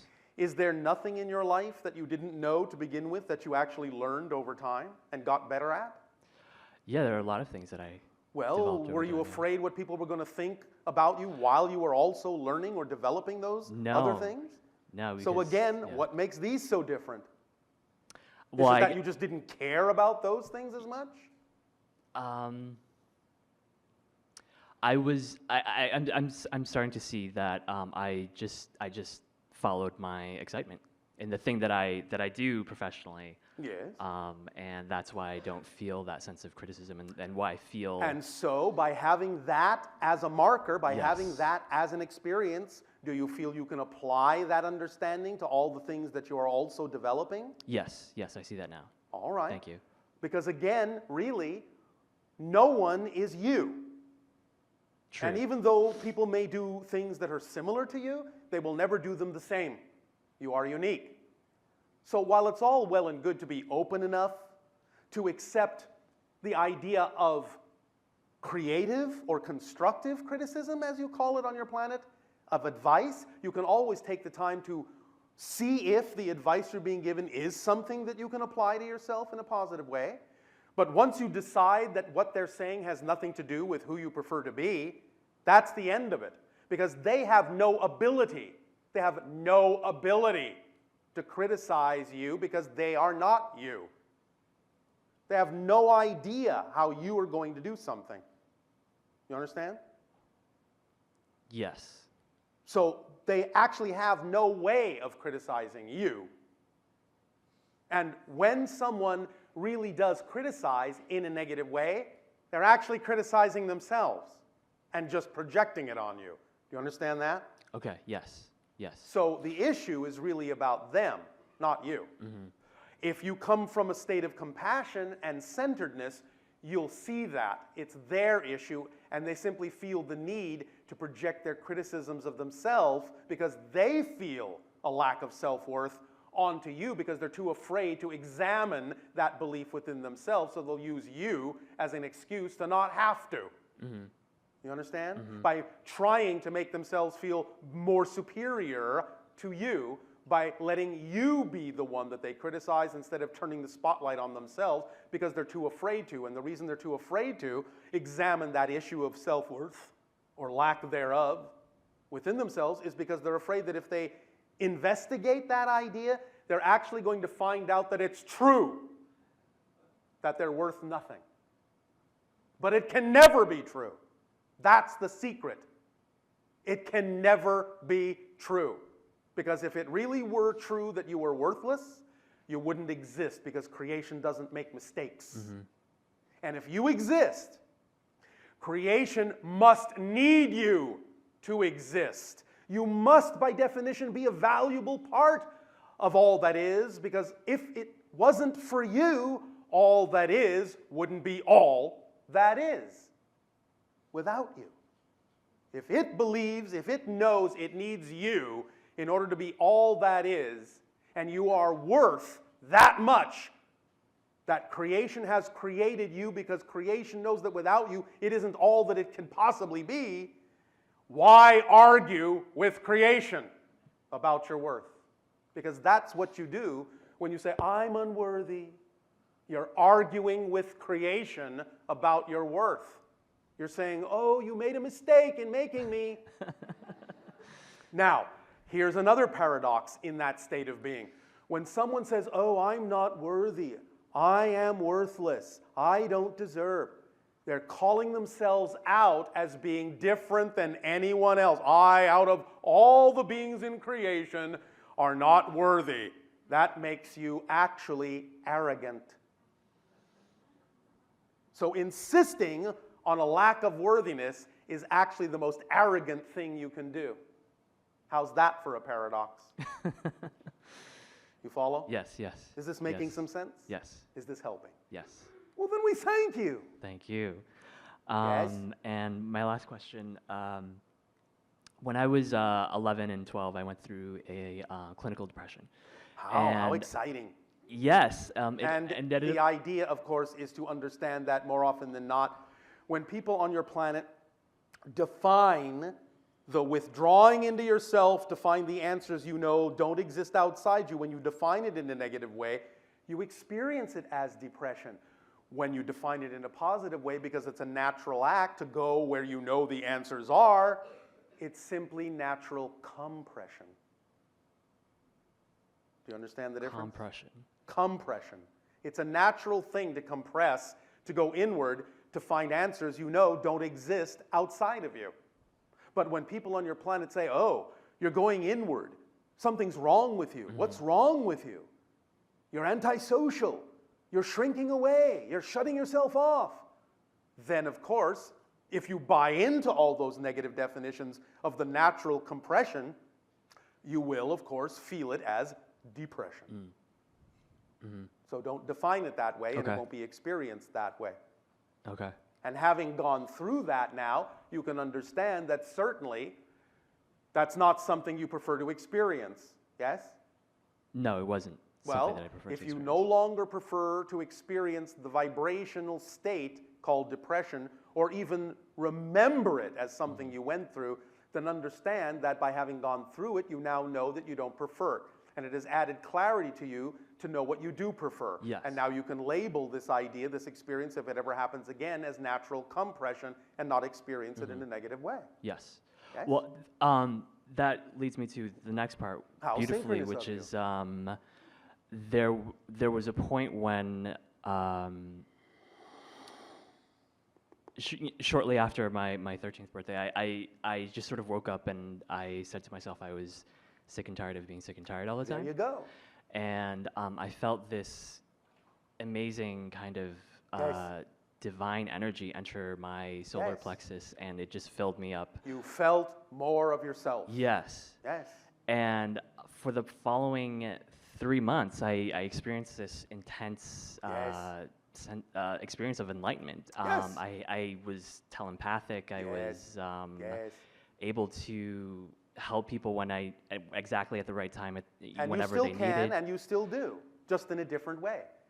Because once you master one thing, you go on to learn something else.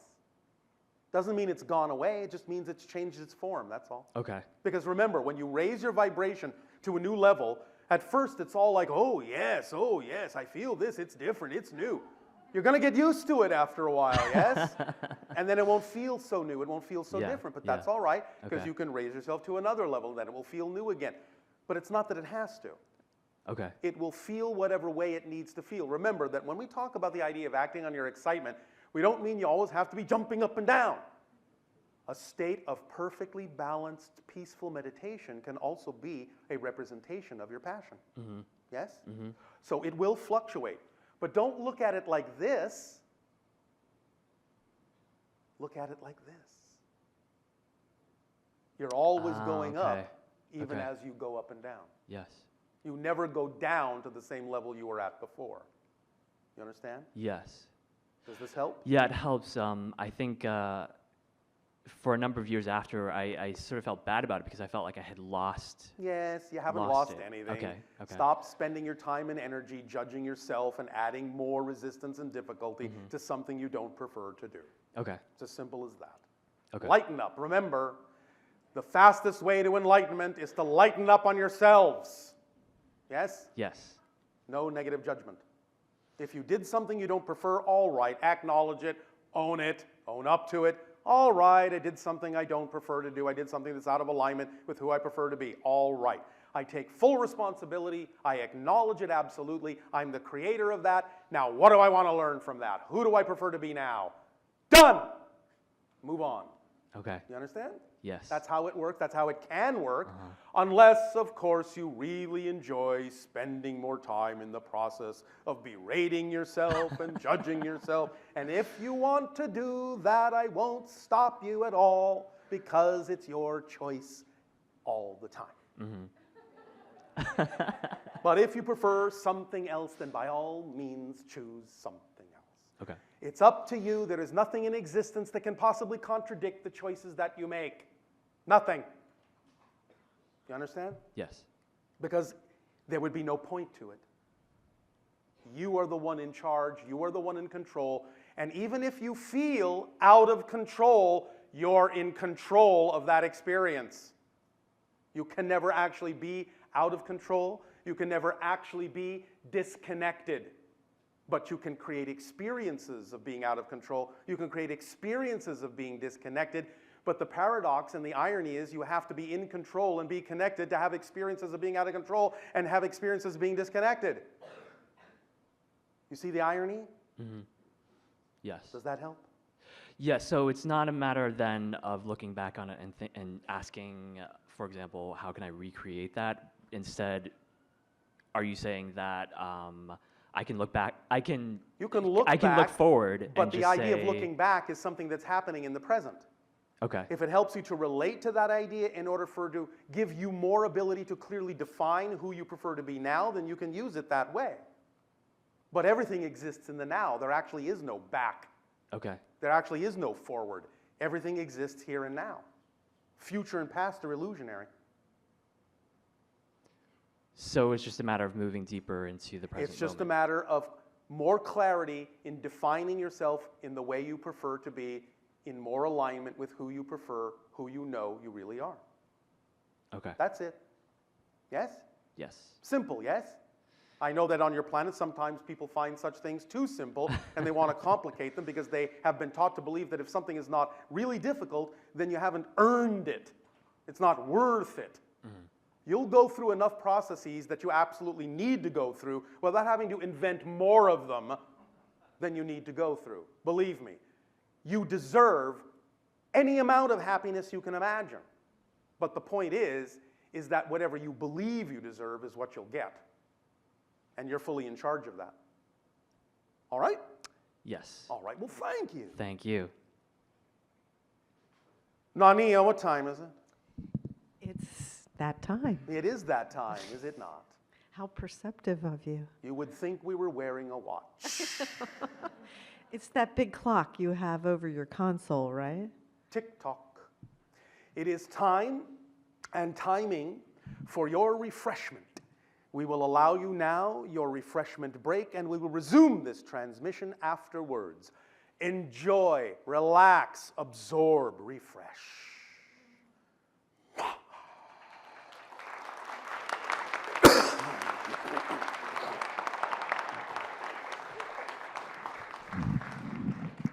How's it going? Good?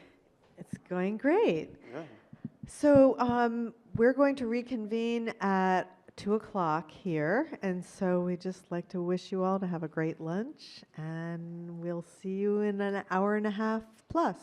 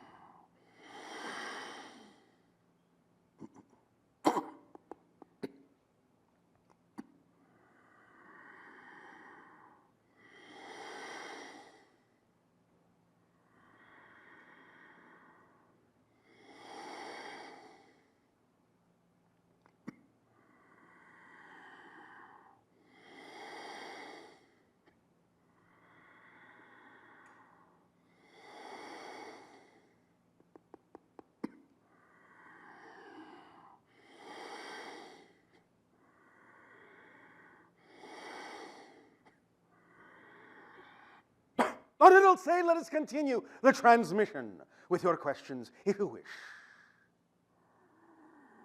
Are you all refreshed? All right. Please proceed as you so desire.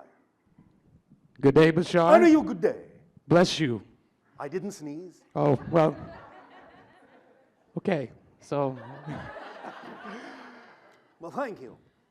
Bless us Blessings all. are always yours as well.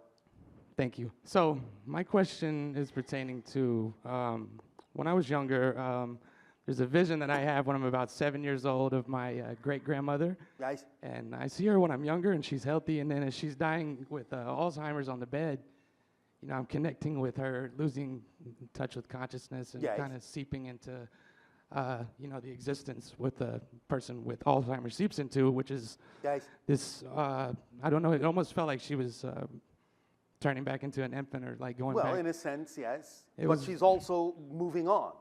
And therefore, a lot of her consciousness is now focused in non-physical reality as well. Thus leaving, shall we say, the physical consciousness to, in a sense, regress. Because without the totality of the connection, the physical consciousness is relatively basic. Do you understand? Yes. Because there is a physical consciousness unto itself, but it needs the augmentation of the spirit side in order to be a whole person.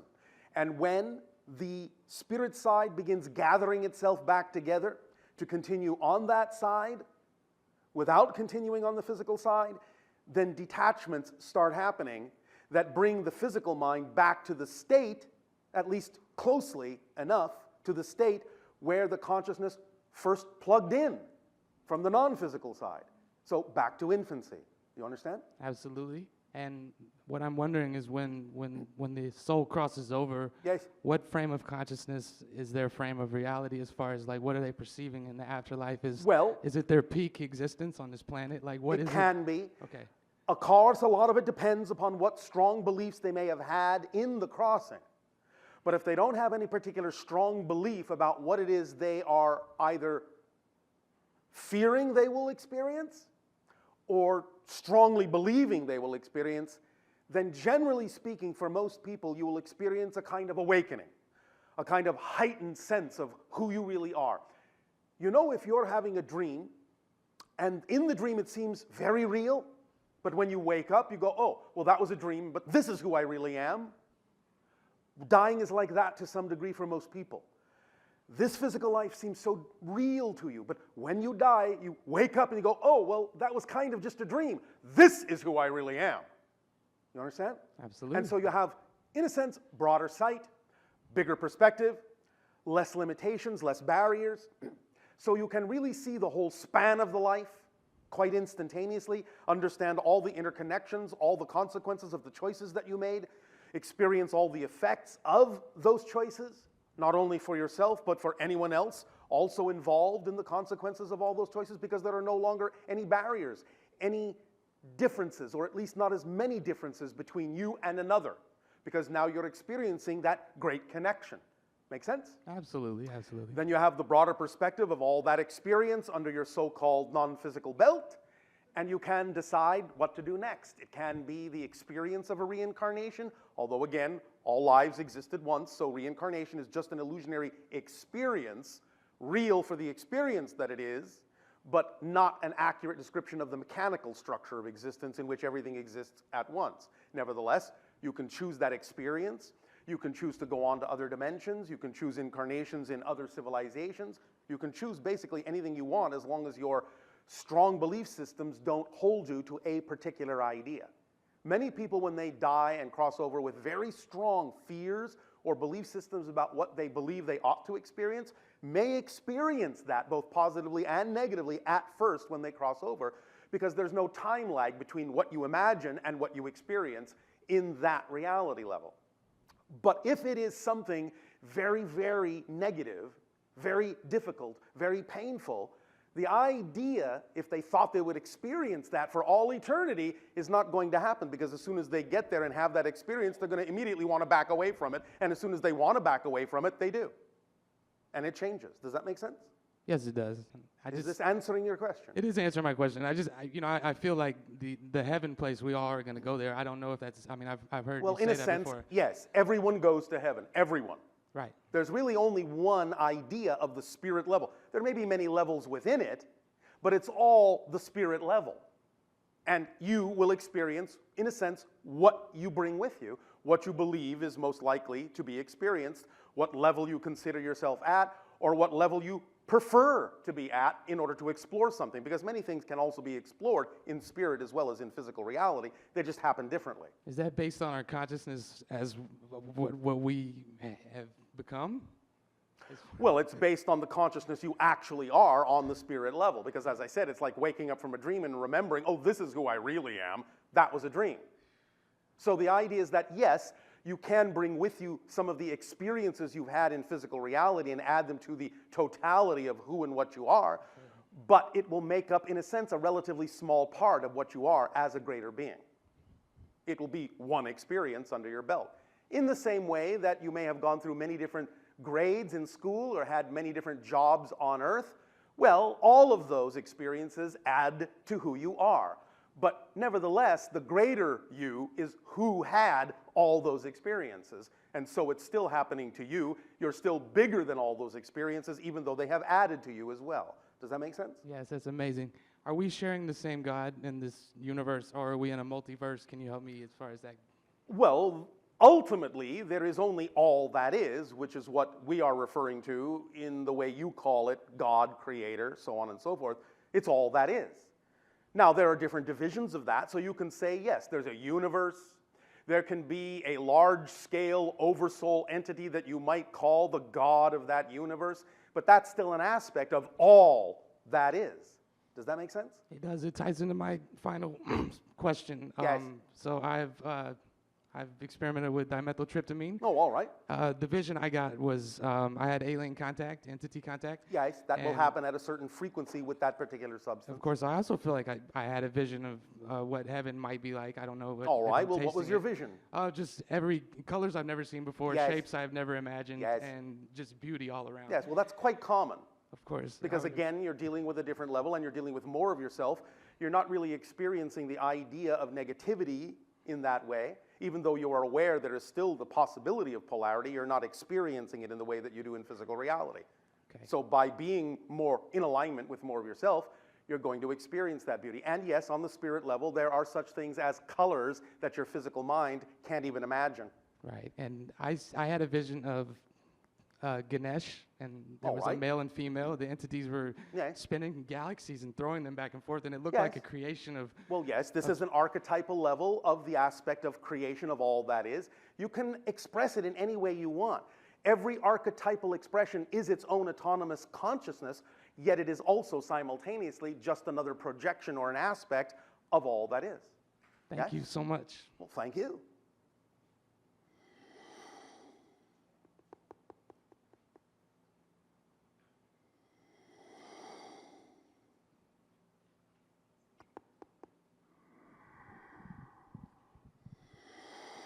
Hello. And to you, good day. Hi, Bashar. Speak up and be bold. My heart is pounding so much. Oh, all right. Okay. So 6 months ago, in my meditation, I asked for a spirit guide, and I found you. All right. And I'm so thankful to you. And all my we questions... We are thankful to you. Thank you. All my questions were answered in the first session. All right. And ever since I met you, I have been asking what is my highest joy and excitement, and I got my answer that being in a meditative state of meditation, then it can be your highest state of joy and excitement. Yes, it can. It won't necessarily always be that, but yes, it can. And it is for me. So all right, for right now. Yes, for right now. Now, my question is regarding my teenage son. Yes. He is like very happy when he's playing video games, and I see him laughing like a baby, a kid. But when it's study time, I see sadness in his eyes. And then you haven't taught him how to study. Yeah, but... No but. So, okay, so I need your help how to teach him to study well. You haven't taught him how to study. You see, the system on your planet of schooling usually, not always, but usually attempts to adapt the child to the system instead of adapting the system to the child. When you understand what it is that actually ignites the child's curiosity and interests and excitement, then the teachers and the parents, their duty is to have the imagination necessary to take the lessons that must be learned, if they must, and adapt them in their imagination in a manner that is representative and reflective of the child's passion, so that the child will want to learn those things because they are in the context of what excites the child, instead of forcing the child into a box that may have nothing or little to do with them. Do you understand? Yeah. So, changing your system to be one that is more interactive, one that is more representative of actual activities in the world, so they can learn by doing and actually experience the consequences of their choices and examine the possibilities and then make choices that are in alignment that benefit them. These are the things that you really need to teach the children. So once you recognize what it is at any given moment in their life may be representative of excitement and passion, what really ignites a fire under them, then have the creativity and have the imagination to take the basic ideas that they need to learn and adapt them in ways that they themselves will want to learn. Get things to be more creative, more interactive, more hands-on, so they will really learn by doing, learn by being a member of society, and teach them how they can use the toolkit of excitement to allow excitement to support them in whatever way they need to be supported. Individuals may exhibit an excitement in one seemingly restricted or limited arena, but if you are creative enough and you find ways to adapt the lessons to that arena, then believe me, they will not stop learning. They will beg to learn if you make it exciting and interesting enough, which is the duty of the teacher and the parent. Yes? Yes, but if the school is boring for them, then how do we help as parents at home? We have limited time. I see. Then perhaps you need to be creative about your own experience of life, so that what time you have doesn't feel so limited, and it is sufficient time to teach what needs to be taught or guide what needs to be guided.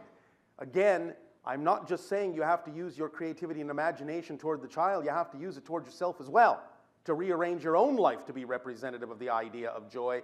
And if you do it because excitement is the organizing principle, then that means it will arrange the things you need to do in the order and the timing in which they need to be done, and whatever doesn't get done that day doesn't need doing, because you are willing to believe and know that excitement is the organizing principle. So the only reason it seems that your time is limited is because you're not actually using that aspect of the excitement tool and allowing it to arrange your life in the order of the things that need doing. Yes? Got it. Make sense? Yes, thank you so much. Does that help you? Yes, it does. All right, so remember, in any given situation, the student and the teachers are also the teachers and the students. So learn from the student by learning how to be a teacher that inspires the student, and be inspired by the student to be better teachers. Yes? Yes. More creative. Yes? Yes. More imaginative. Yes. Yes? All right. So, if you love meditating, ask for information in your meditation to have inspirations as to how to create the lessons in an exciting and inspiring way for the children. Yes? Yes, got it. Does that help? Thank you so much. Thank you. Thank you.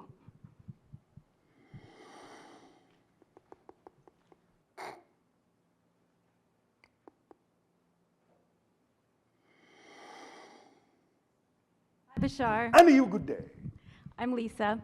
Oh, all right, if you insist. I do, for this life, which is one of my questions. I want to know, what would my galactic family call me?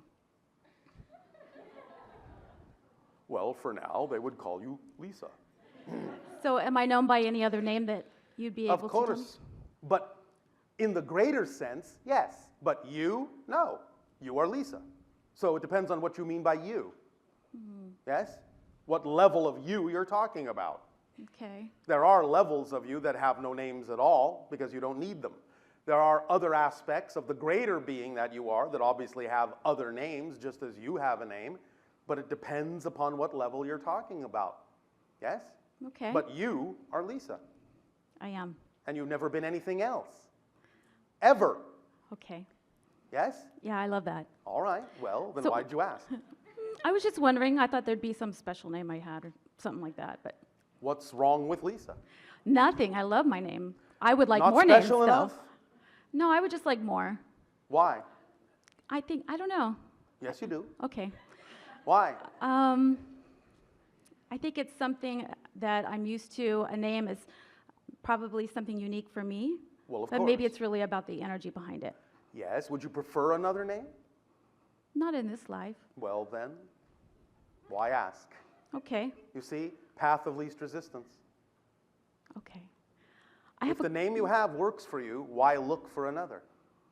Why think that that name is more special than the name you have? Okay. So when I meet my galactic family, will it be telepathic or will they use my name?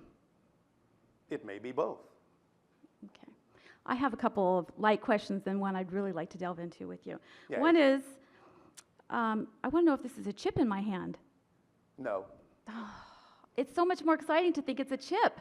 Everyone says it's lead. I like thinking it's a chip. Then think it's a chip. All right. But it's not. Okay. Lead it is. But if you believe that it is, then it may function like one. Well, I like the story of it. I like thinking about it. I understand. All right. But therein lies the point. You can learn something from the story of it without it actually having to be that thing.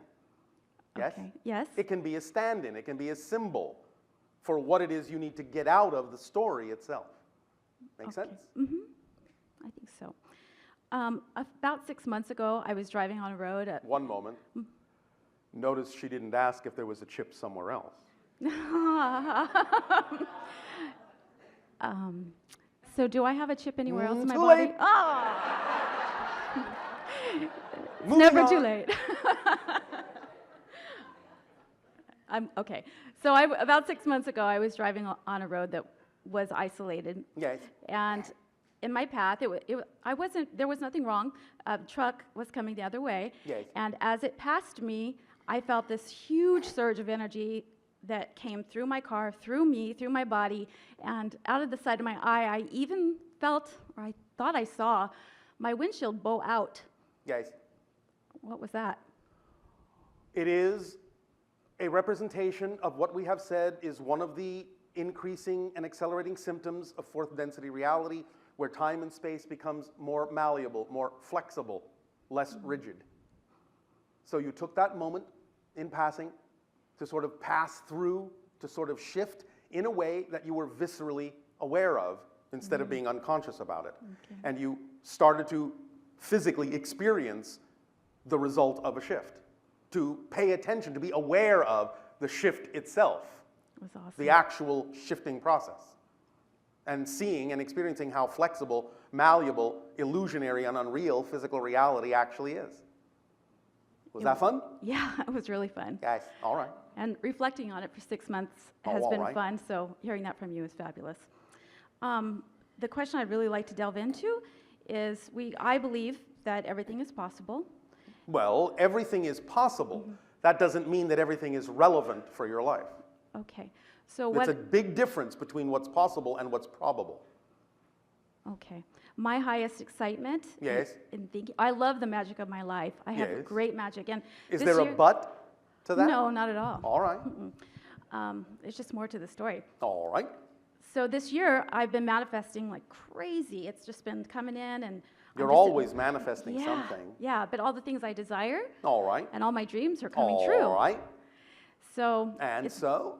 well, I have a new question in my life the last couple days that has come up. Which is what? Can we replace body parts that have been removed, surgically removed? Yes. So I've had a hysterectomy, and it's possible that I can have children. It's possible. We cannot tell you how probable it is at this point, because it has to be relevant to the themes that you chose to explore. Okay. And only you will find that out when you get to the point where it becomes relevant. But if you do get to the point where it becomes relevant, then it won't matter, because the idea is that when you shift, you understand? We have talked about this. When you shift, you're actually a different person in a different reality. You follow? Yes. So it's not like the organ comes back, it's that you shift into a body that never lost it. It's very exciting. It is. I love that. All right? So So I- if it becomes relevant for you, then the shift will happen, and you will have the ability to have children in that sense. And at the same time, do not close the door on the probability that you could attract a child in another way. Okay. Be open. I am open. All right. All my life I've thought about twins. They don't run in my family or anything like that. And through the course of time, that desire's never really left. I understand. So the last time I saw you, there was a lot of talk and a lot of questions about hybrid children. Yes. So I was wondering if I have hybrid children that are Yes. twins. Yes. Do I have a lot of hybrid children?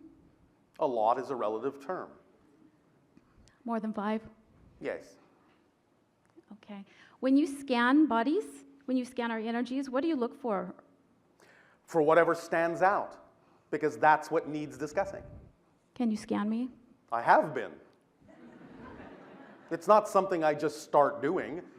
The only way we can actually communicate with you at all is to have a constant scan. Thus, we read the energy patterns that are necessary for us to read. Okay. We can perceive that there are other energy patterns that may be there, but we can also perceive the energy patterns that are not necessarily ours to discuss. The ones that are ours to discuss are the ones that stand out. Okay, so if I'm bringing up a topic, Yes, is there anything that you would bring up after scanning me? there might be. You have my permission to. I know. We are scanning. And we are communicating. So, one moment.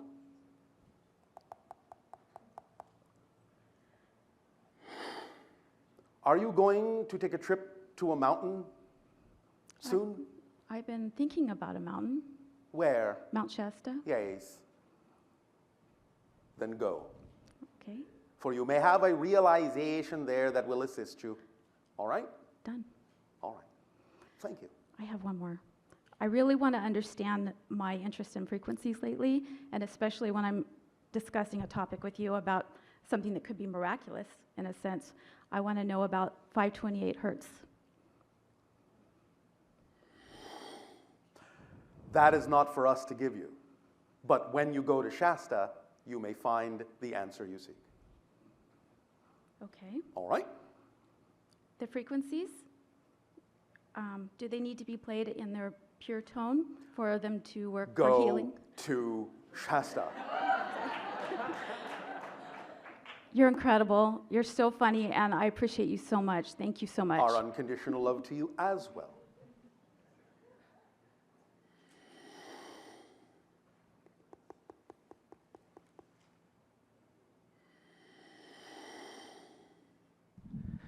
Hello, Bashar. And you good day. I wanted to see if you can tell us more about the minerals and the elements that you were discussing about the stones. Yes, what about them? I wanted to know more about how to put different elements together, like silicon, copper, and gold. All right, well, perhaps it would be wise to study chemistry. Okay. Is that not exciting? Yes. Well, are you doing it? I'm not. Because? I do, I'm doing other things. I do... I thought you said this was exciting.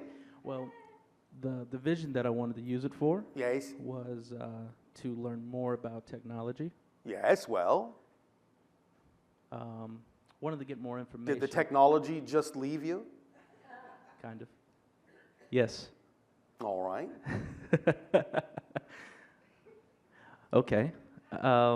So? Wow, that's interesting. Yes, it is. Yeah. Okay. Okay. There are no accidents. Okay. Are you taking all the actions you could possibly be taking on what you say excites you or not? I'm not. Then there you go. Why not? Um, Do you understand the original idea behind the philosopher's stone? no. Do you understand what that is at all? No, I don't. In ancient times on your planet, the alchemists were searching for the philosopher's stone, which they said would turn base metals into gold. Yes? You understand that concept? Yes. Nevertheless, what it actually represented was the idea of the turning of the base elements within your physicality into more pure alignment with spirit. That's what that meant. So the idea of really being an alchemist is for you to really act in the direction of your spirit, to align with that frequency in order to transmute yourself from a lower frequency to a higher frequency, which will then give you the thoughts, the inspirations, the opportunities in order to act further on these ideas, to explore them further. But if you're not willing to act on the things that excite you, you're actually giving off a signal that these things are not really what you want to understand. So until you act and ground the commitment of your excitement into a physical action, you don't appear convincing to the universe. I'll just put it that way. So if you're not convincing the universe that this is what really drives you, that you are so passionate about something that you will look for any opportunity to act on it, to jump on it, to learn something about it. But if you're not doing that, then the universe looks at you and says, well, he's just going ho-hum. Can't be that exciting. Why should we give him something that he actually isn't preparing himself to receive? I'm being colloquial in this, of course, but you get the point. Yes. So, what's holding you back from acting on something you say is your passion? I don't feel like I have the right tools to Such as what? Well, I would love to have a spaceship. You would love to have a spaceship. You need a spaceship to learn chemistry? Yes. Why? Well, I've been watching a lot of sci-fi, and the spaceships tend to already have the information for you to learn. Oh, I see. Then why don't you learn to be your own spaceship and download the information? It's what we do. Information is free, you know, to all of you. All you have to do is tap into it and download it. But remember, we said you cannot perceive what you're not the vibration of first. So if it's exciting to you to be in a spaceship and have the information instantaneously at hand, then if the spaceship doesn't appear externally, be the spaceship first yourself. Be the vibration of that reality. Get in the state you would be in if you had a spaceship. And when you're in that state, you'll get the information that would be commensurate with being in a spaceship. And again, paradoxically, if it's ever going to be necessary or relevant for you to actually have a spaceship, being the state of the spaceship first is what will bring that about most likely. But the spaceship won't happen first if you're not the vibration of it first. Do you understand? Yes. So, be the energy, be the idea, be the reality, in essence, in energy. Start receiving the information, start receiving the downloads that would go hand in hand with that reality as you envision it, but don't insist on the particular form. You do remember what we said about the whole formula of acting on your excitement, yes? Yes. You're putting the cart before the horse. You're saying, I will not get excited about this unless this happens first, unless it happens in this way. It'll never happen, because it's like saying to the reflection in the mirror that's frowning back at you, I will not smile until you smile first. The reflection will never smile first, ever. But when you smile, the reflection has no choice but to smile back. But you smile not because you need the reflection to smile. You smile because that's your choice. And when it's your choice, no matter what's being reflected back, then you are stating that you're committed to that state of being, and then the reflection has no choice but to reflect your commitment back to you. Remember, the measure of change is not whether the outside changes. The measure of change is whether you change regardless of whether the outside changes or not. That's how you prove you've changed. Because you get to the point where you don't care whether it appears or manifests or reflects in a certain way, because you know that no matter what way it does get reflected, that's what serves you best. And you don't hold on to the particular image, because you don't know. You may have this wonderful image of being in a spaceship, and that's all well and good, and we're not saying there's anything wrong with that. And it might manifest that way. We don't know, neither do you, but that's the point. You don't know how it really needs to manifest to serve you best, because your physical mind isn't capable of knowing how something is actually going to happen. Only your higher mind knows that. But if you use the image of being in the spaceship as your visualization, and you get excited and get into the state that you would be in if you were in that ship, then let the picture go. Then just by having that state and allowing the higher mind to manifest whatever at that moment is actually representative of that state, then whatever it is that manifests, you have to know it's part of that reality, even if it doesn't look like it right now. Because the moment something happens and you say, oh, that's not what I expected, that's wrong, that doesn't look right, that doesn't look like I pictured it, as soon as you invalidate it, you remove the stepping stone you need to get there.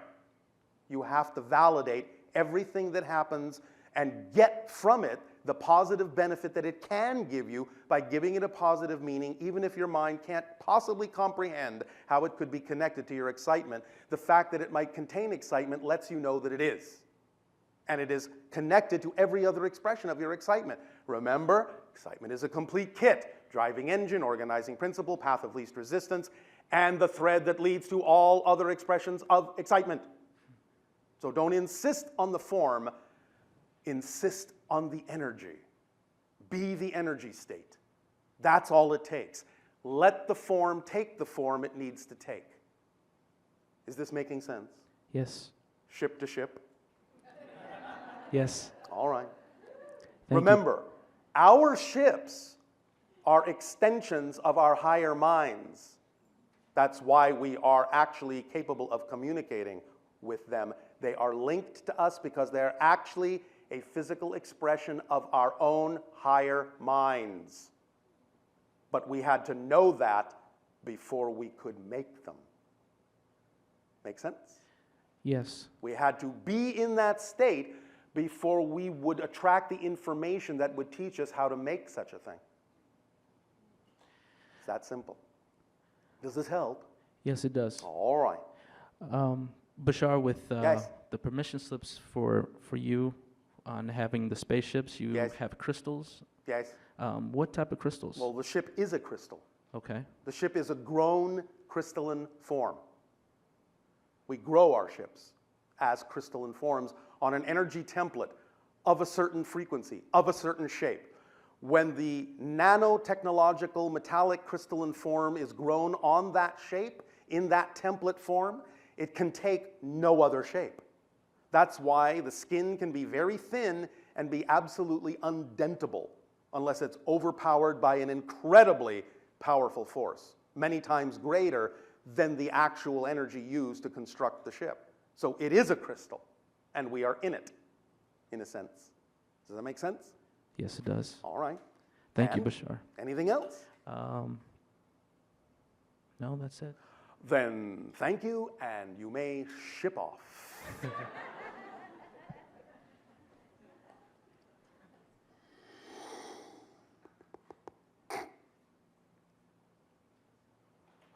Hello. And to you, good day.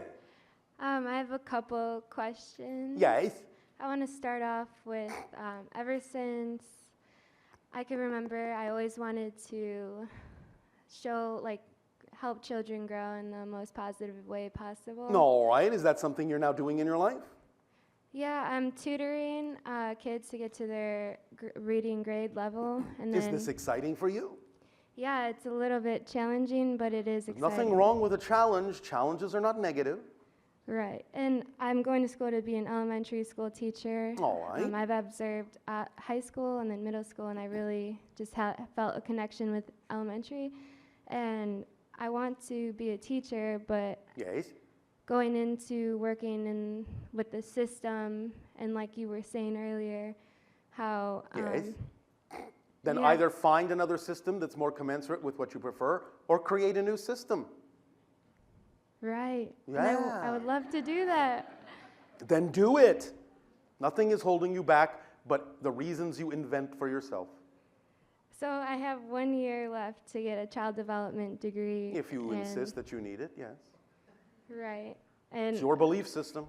right. And part of me is going to, at school I'm getting A's and B's and I'm making my dad happy, and he wants me to get a career, and he's like all about money, like money. Yes. You can't, like, it's just the truth, like you can't Yes, get anywhere. yes, we understand. Right. So, it's up to you to decide whether that's true for you or not. You're a big girl now. I know. Okay. Not saying there's anything wrong with money, but it's not necessarily the path of least resistance in certain things in your life. There are other forms of abundance, because abundance is simply the ability to do what you need to do when you need to do it, period. If that comes in the form of money, then that was the path of least resistance at that moment. But the path of least resistance at another moment may be a completely different form of abundance. Yes? Right. Well, then why not open the door to all forms of abundance instead of limiting your abundance to one particular format? Because even though many people on your planet talk about the idea of, well, you need to make a lot of money, you need to make a lot of money, you need to make a lot of money, if they're just focused on that particular representation of abundance, they're actually limiting your wealth. The wealth you could have if you allowed all forms of abundance to be equally valid. Yes? Yes. And that begins with, let's talk money, appreciation of yourself. It isn't an accident that you use these terms for money. Depreciation, appreciation, interest. You understand? It's Yeah. not an accident you use these terms. So the more interest you have in who you really are, the more you appreciate who you really are and act like it, you will not experience a reality of depreciation, no matter in what form the abundance comes. Cool. Yes? Thank you. Does this help? Yes. All right. All right. Anything else? Also, in order to get there, you have to make money. So is it In order like, to get where? Did well, you just state a belief system? In order to get there, you have to make money. Very interesting little equation. Is it empirically true? No. Is it true for you? Maybe. Do you prefer that to be absolutely chiseled in stone?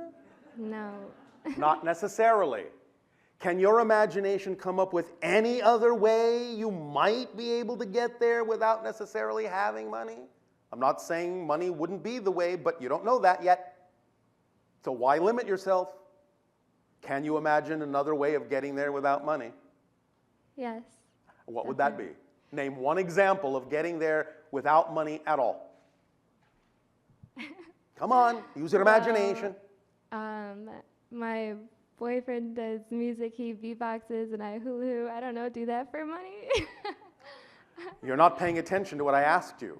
How can you get there with no money at all? At all. I didn't say what can you do to earn enough money to get there. No money at all. How can you get there with no money at all?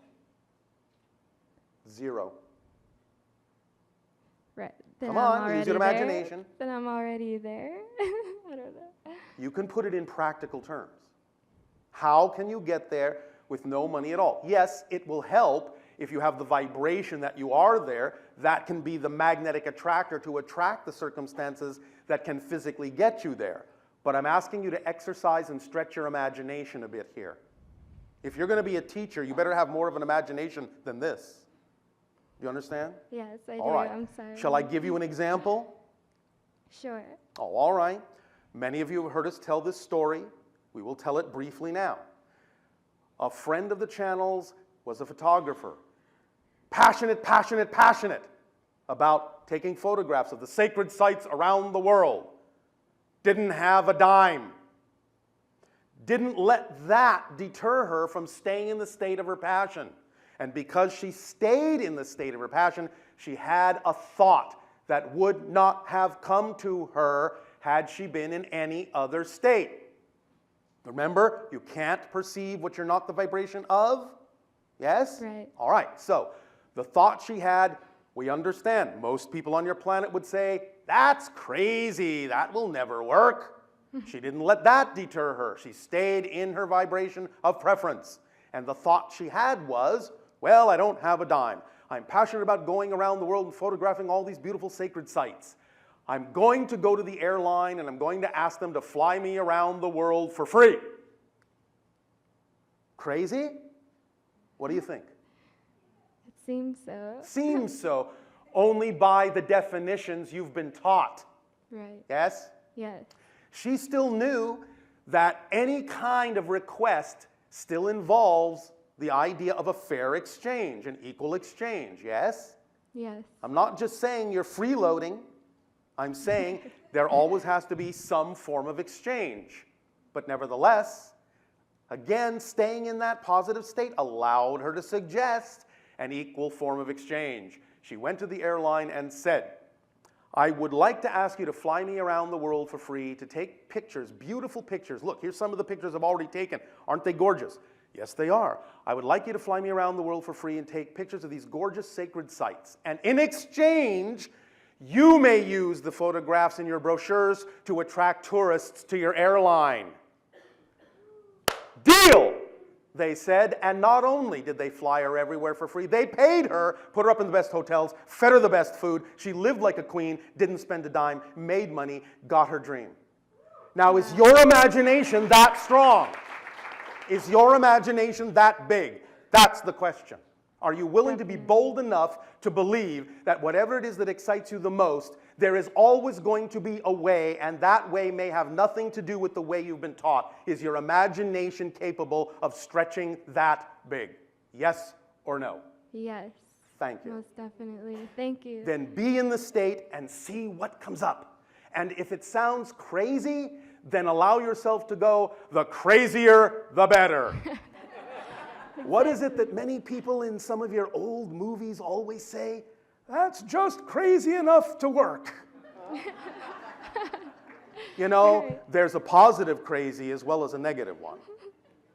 That's our neighborhood, because we are positively crazy. Let me remind you that having this conversation with us today is something that many people on your planet would consider insane. Right. And yet here you are. Yay! Yay! Thank you. Ostensibly talking to an extraterrestrial consciousness through the body of a person on your planet who is acting like a long-distance telephone. Sure, nothing crazy about that, but oh, flying somewhere with no money? That's insane. Let's have a little perspective here, shall we? Right. You're right. That's At the awesome. very least, what you are thinking of doing is something that's common on your planet, and therefore nowhere near as crazy as this conversation. Yes? Yes. Is this putting it in some perspective for you? Definitely. Thank you. Are you having a very little much. more fun with this idea? Yeah. Then thank I you. definitely have imagination. I know. All that. right, well then use it on Right. yourself as well as for the children you will teach. Yes? Right, yes. Teach them to be good crazy. You're right. I know exactly. I And know. then when you teach them to be good crazy, they will be crazy good. Yay. So. Thank you. Thank you. Bon voyage. I have another question. We'll see about that. So, I believe in Ganesh, and That's all right. I believe there could be Jesus Christ. I Yes. believe there could be anything. They're all and- aspects of all that is, just like you are. It doesn't matter what form you allow yourself to envision a projection of archetypal consciousness, because it doesn't matter what form it is, because there is nothing outside of the creation. Right. Everything you can imagine is real in its own terms and is a part of the creation. So it doesn't matter what permission slip form you want to relate to. If that's what works for you, then that's what works for you. Right. Doesn't matter. Really And- doesn't matter, because All that is all that is, and there is nothing outside of all that is. This is the true meaning of what people on your planet have misinterpreted as the so-called first commandment. I am the Lord your God, thou shalt have no false gods before me. What it actually means is, I'm all that is. You can't have any false gods because I am everything. That's what it actually means, and was misinterpreted in a more narrow focus. Do you understand? Yeah, definitely, yeah. And I feel like people I talk to, like if they believe in that, and I'm like, that's fine. Like, you know, I can believe in anything. It's like, all I'm the same open. thing in different forms. But it's are you all bad? the same thing. Are you bad for not praying to it, or? Are you asking me a serious question? Or was that a joke? So no, it's not bad. Of course. Okay. And what is prayer? But an Prayer attitude could of be- gratitude for what you are. Yes? Yes. Thank you. If you make a call to the CEO of a certain company, does it matter that you might go through the CEO's assistant first? No. Then Ganesh is the assistant of all that is. You understand? Yeah, thank you. You're still for putting it talking to that all way. that is. You're still talking to a representation of all that is. It's just that you are talking to something that is in a form that represents the vibrational state that works best for you as a permission slip right now. That's all. So that's the assistant you're getting. Thank It still all leads to all that is. There's only one CEO. You All understand? that is. All that is. Thank you. Thank you. I don't have any more questions. Thank you very much. As we Thank said, you. Bye. bon voyage. Bye-bye.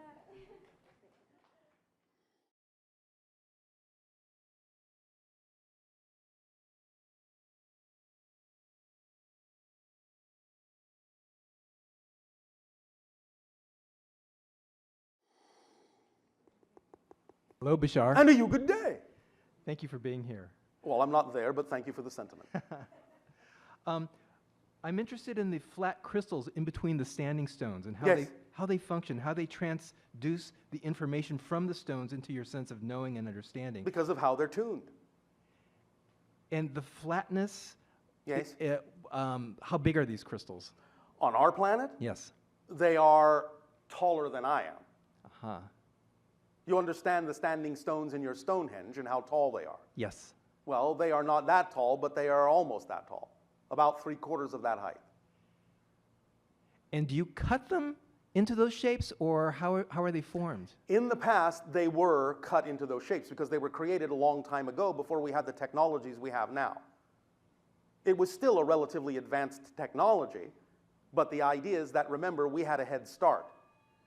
You follow me? Yes. We're a hybrid race. We're, in that sense, an artificially created race. We had the advantages of technologies from the beginning of our civilization that you have yet to develop. Therefore, they were cut in what you would call laser-like instrumentation. Mm-hmm. Nevertheless, that's not how we would do it now. How would you do it now? Well, it would simply, like our ships, be formed out of thought processes and energy processes. And you mentioned these should be natural crystals as opposed to synthetic crystals. Yes, because it is representative of what the planet has produced. And therefore, that's why the tone keys directly into what the planet is, vibrationally, and what it contains vibrationally. Ah, beautiful. I cut crystal tools out of both natural and human lab-grown crystals. Yes, and that's fine. They'll just have slightly different effects, that's all. Can you elaborate on the differences between the two qualities of natural and lab-grown? The idea of the natural ones, as we said, will connect more into the collective consciousness in a natural way as it's presented vibrationally by the Earth and vibrationally by the collective consciousness of those born on the Earth. The idea of the artificial crystals will be somewhat connective to that, but will be more representative of the belief system of the person who created them. Because as anything is crystallized, it takes on the qualities of those that are crystallizing them. In the same way that by being physically born, you took on the crystallization of the energy patterns and ideas and thoughts and beliefs of what was going on in the environment in which you were born. Same idea. Okay. But because you specifically are doing them, they are more representative of either your or your collaborators or your collaborators' belief systems. That's not necessarily a bad thing, we're saying. It's just that it's more specific that way. Okay. It's more personalized. Okay, because we do cut the contact crystals out of Yes. laboratory-grown crystals that Yes, I understand. are infused with I understand. chromium and iron. That's all right. Yeah. Because part of the reason for that is that each of them is keyed to the personality and the belief system that is gravitating or attracted to those crystals. And then it's that personality and belief system that is vibrationally altered as you raise your frequency. Do you understand? Beautiful. It's not that that can't happen specifically with the idea of a natural crystal, but because they are human-made, they will be more specifically aligned, or shall we say, locked into the concept of the personality matrix, and bring that personality matrix along as it also keys the personality into the natural vibrations of the earth. And the natural crystals, they will do the same, or They will do it in a different way. They will do it in what you might call a more generalized way, as opposed to a specific way for that particular personality. Got it. They will call upon your connection to the whole more than the idea of focusing you on the specifics of your personal belief system. So the artificial crystals are designed that way to anchor into the personal belief system of the person attracted to have it, and thus as the crystal thus invokes the higher vibration and connects you to the whole, it's doing so specifically through the auspices of your personality, as opposed to just the general agreements you have with the mass consensus reality alone. Make sense?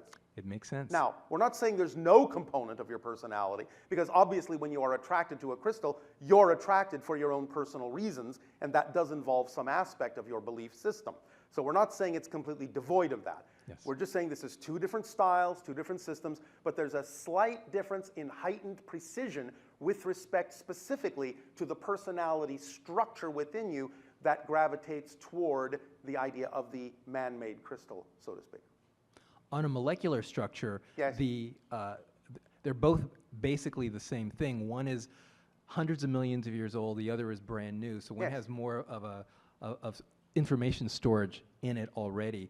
How does that In make a a difference? sense, yes. Doesn't necessarily have to be true. But again, the idea is that because it is recently made, it is, shall we say, more programmable in the direction of what the personality really requires. Yes. Does that make sense? Yes. But you can also take a synthetic crystal and program it from a master crystal, a You natural can. one. You can. Yes. We're just talking about a relatively slight difference here in vibration, Okay. but each has a specific purpose. And the idea is that the natural ones, again, would still do that, but it's going to bring you through a different archetypal stream than the idea of the way your personality is included by the artificial ones. Yes. Because you made it. It's a piece of art, and you attracted yourself to it as a piece of art, as a permission slip specifically, in the way that it was created for that purpose, as opposed to a natural crystal, which is a permission slip, but it wasn't necessarily created for a specific personality purpose. You can be attracted to it, and then you can imbue it with your personality so that it will get the point that it's working with your personality, but it will do so by taking through a more natural route that's connected to a broader spectrum of nature than the idea of the artificial one, which will focus you specifically on the issues at hand in your belief system more precisely. Does that make sense? It absolutely does. Thank you so much. Yes. Okay.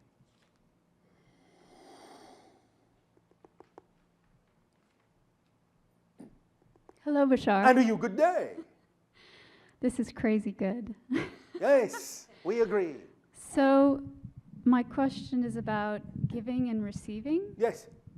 Which are two sides of the same coin. Yes. Yes. All right. And my eternal self has been letting me know through my body that there's a little disconnect between my giving and receiving. In what way? Can you be more specific? That the giving is somehow disconnected from the receiving. What do you mean? Well, I'm exploring it myself, because now that I'm conscious of that, I want to All right. make that a continuous Yes, loop. but I'm asking you, in what way does this express itself? In what way does this so-called disconnect express itself? I think in how I interact with other human beings. Which means what? What are you saying on a very pragmatic level? Is it easier for you to give or easier for you to receive?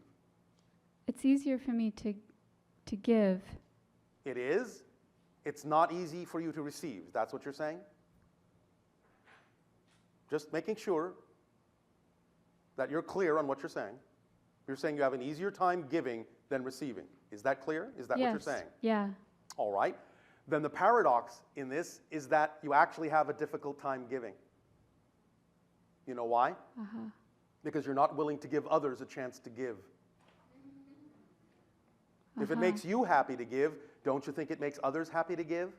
If you don't give them a chance to give by being willing to receive, then you're not actually giving all you could. Uh-huh. You see how that works together? I do. Does that help? It does. All right.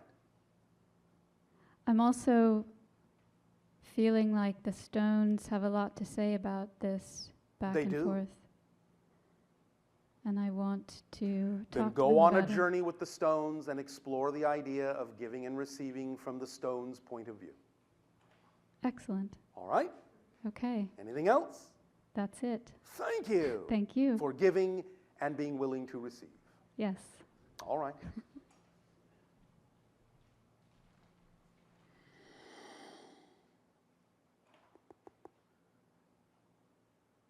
Bashar. And to you, good day. Hi. So, the frame rate at which we move up the timeline, you mentioned that was finite. Is that Well, in a sense, within a particular reality frame, yes, but So ultimately it's it's relative. infinite, yes. Oh, okay.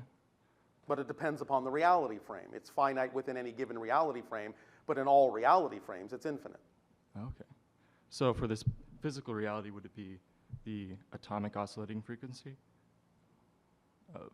It's what you call the Planck. Planck length. Yes. Thank you. Does that help? Yes. All And right. moving up the timeline. Yes. Do the cryptics sleep during the day? The nocturnals Yes. do. Not all cryptics are nocturnal. Okay. Not all of them sleep either, at all. See, that was my question.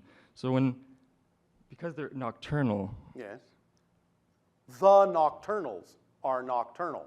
Okay. The nocturnals are a specific group of cryptics. Ah, You understand? yes. Not all cryptics are nocturnal, Okay. So, but all nocturnals are cryptics. okay. So it's the degree to which you're connected to source that you're, in a sense, it's not necessary to sleep. In a sense, yes. Okay.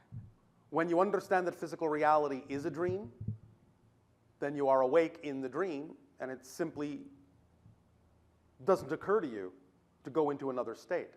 Because the only reason you really sleep is to connect to more of yourself. I see. You have to really dream in that sense, to go into the dream state, to connect to your higher self, and in a sense, recharge. Without that, your body, in the sense, will be cast adrift psychologically, because it doesn't really have the ability to support itself without the infusion of the spirit frequency. It'd be like the idea of a deep sea diver suddenly having the oxygen cut off. Okay. It wouldn't be able to survive for long. Does that make sense? Yes. And that's it. Thank you. Thank you.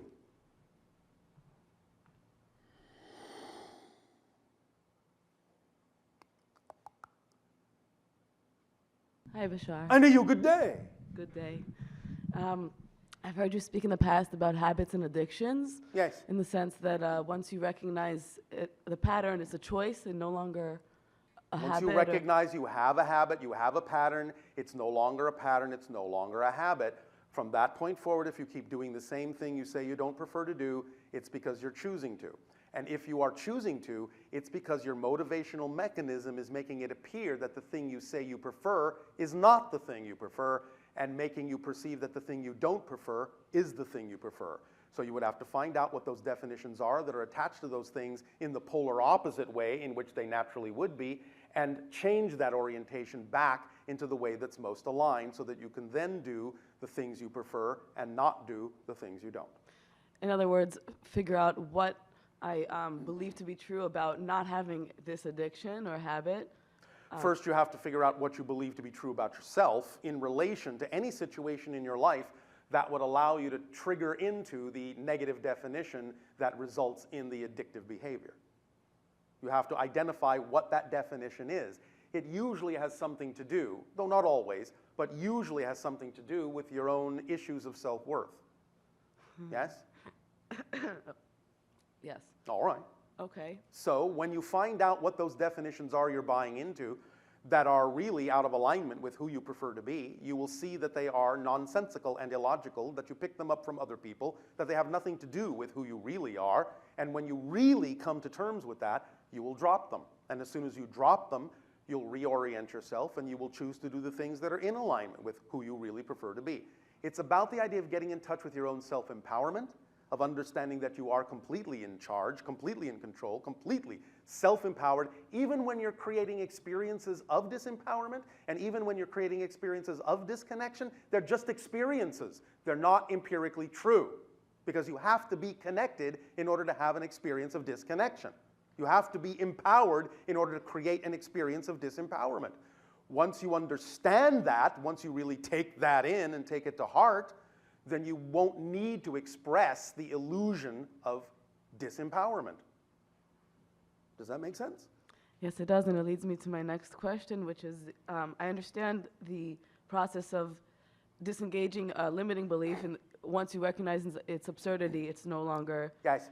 But say I want to either believe that I don't have this addiction anymore, that I never did, or like the photographer, I actually am a photographer and would like to be flown around the world. So I know I can recognize that I want to believe that that gap between just locking into that frequency. But what you am see I what you're doing right now? Implying that I'm not there? Yes. You're defining that there's a gap. You're defining that there's something missing in your ability to simply know that that's true. This is what we've called the 13th step. It's knowing that you are a different person. Yes, you can start with believing that you are, but you have to really get to the point where you know you are. And that has to show in your behavior, because knowingness and behavior are synonymous. What you know you can do, what you know you are, you just do. You don't think about it. You don't wonder if you believe it to be true. You just do it. It's absolutely ingrained in your truth. That's the state that allows you to actually make the shift in the way we refer to as the 13th step, where you know you are a different person totally, which means it's not that you no longer have the addiction, it's that you never had it to begin with. And therefore, there would be no urges because there was never any reason to have them to begin with, because you have a different history, you have a different future, you're a different person in a different reality, and that idea of addiction never had anything to do with you. I understand that there may need to be processes in your belief systems that allow you to ultimately get to that realization, get to that point of knowingness about yourself, and that's fine if there are. Nevertheless, all I'm saying is the only reason that these processes usually exist, at least to the degree that they do, because sometimes some process is necessary for you to appreciate what it is you've discovered about yourself, because that's the whole point of having the life, of having the experience.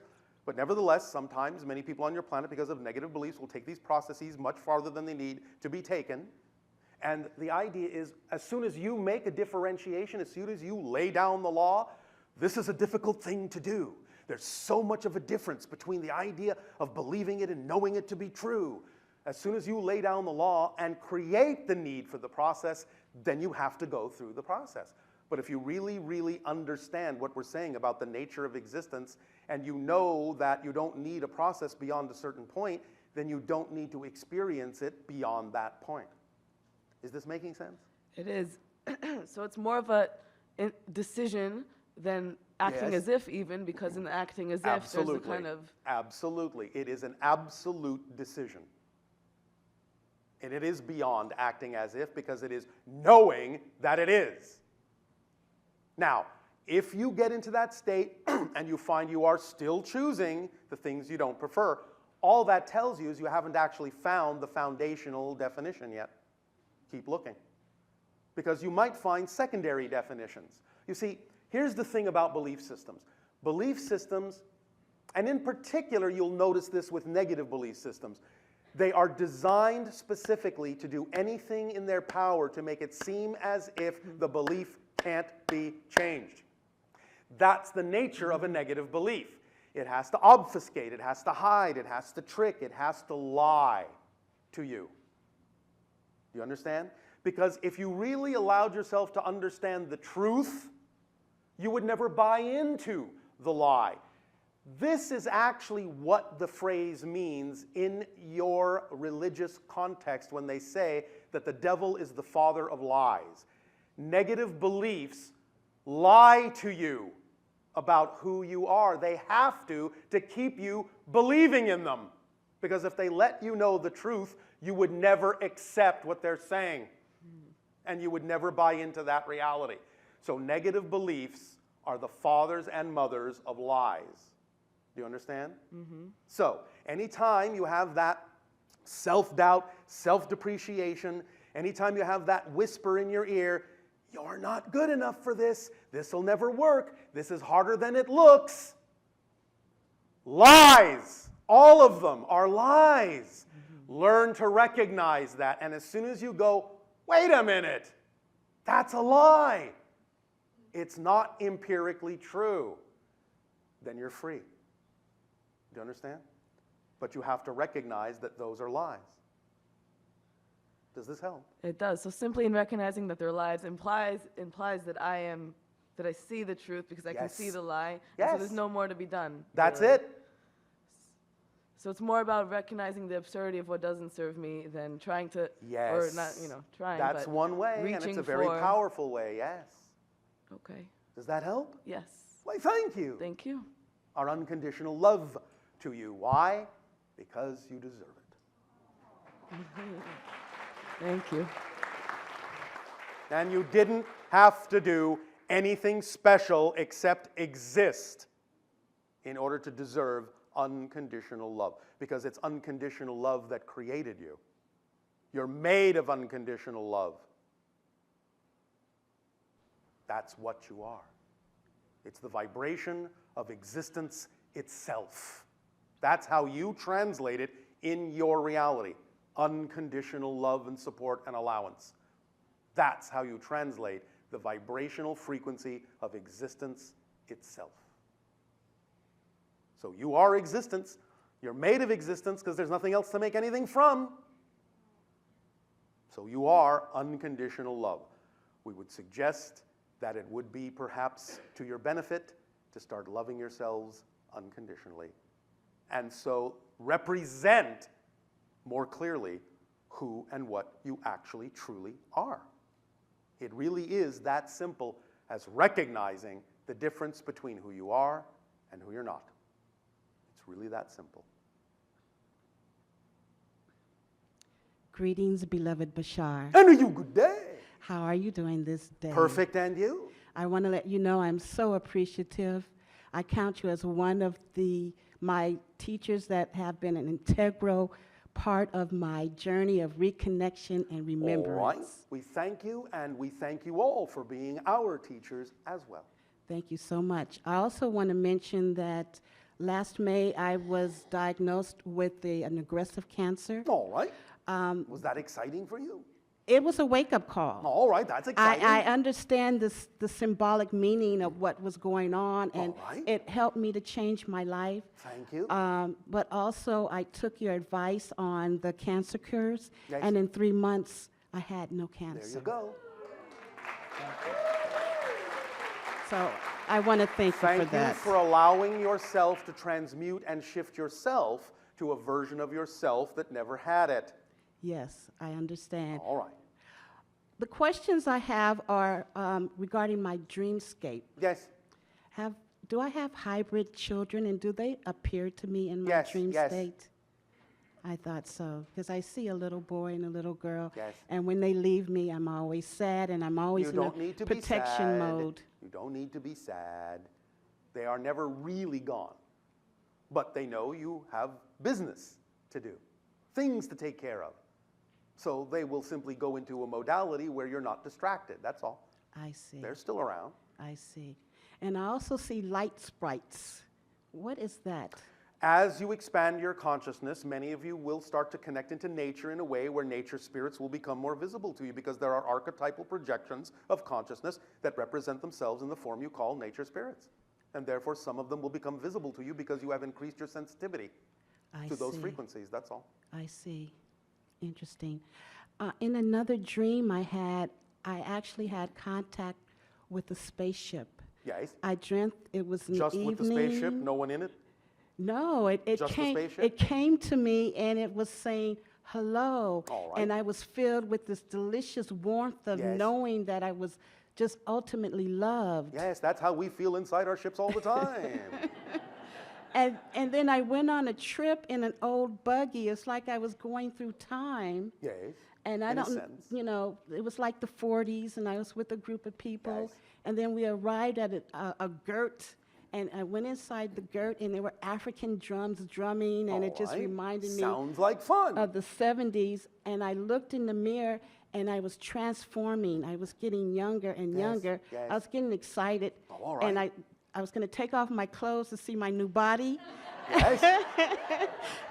and the dream just stopped. Can you clarify to me what was going on there? I really need to? Yeah. Please. Obviously, you are giving yourself a representation on a higher level of the fact that you are transforming. And you can also divest yourself of the old appearance. Be free. Be truly you. Don't disguise anything. Be transparent. Do you understand? Yes, I do. That's what it really symbolizes for you. Be Thank your true you. self as transparently as you possibly can be. Don't hide behind the idea of any reasons, any excuses, any definitions that are out of alignment with you. You're changing your clothes by first shedding the ones that no longer serve you. Do you understand? I do. All right. And recognizing the beauty in your natural form. Yes? Yes. Thank you that so help? much. It does. All right. Thank you so much. Well, thank you.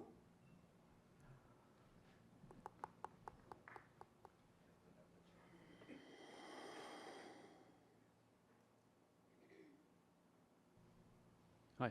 And you, good day. Doing good. Speak up, speak up. Can you tell me the connection between quantum computers and the higher self? There's a relatively close connection. The quantum computer capability will finally allow you to create a device through which the higher mind will actually be capable of physically communicating with you. Is the Stonehenge's a quantum computer itself? Not in the way you mean it. It has some of that capacity, but not in the way that you will express it in your modern technology, no. It's different. It does tap into the quantum realm, but not in the same way that your computers will. But this is what we have said before. When you finally create your so-called, quote-unquote, artificial intelligence, what you will suddenly realize is that you're actually talking to your own higher mind. So your ships, you're actually talking to your higher mind? Yes, they are the crystallized forms in our reality of our higher mind. Yes. And the ancient temples is the same way? Yes. I see. I showed you the shells a couple of times already. Yes, yes, yes.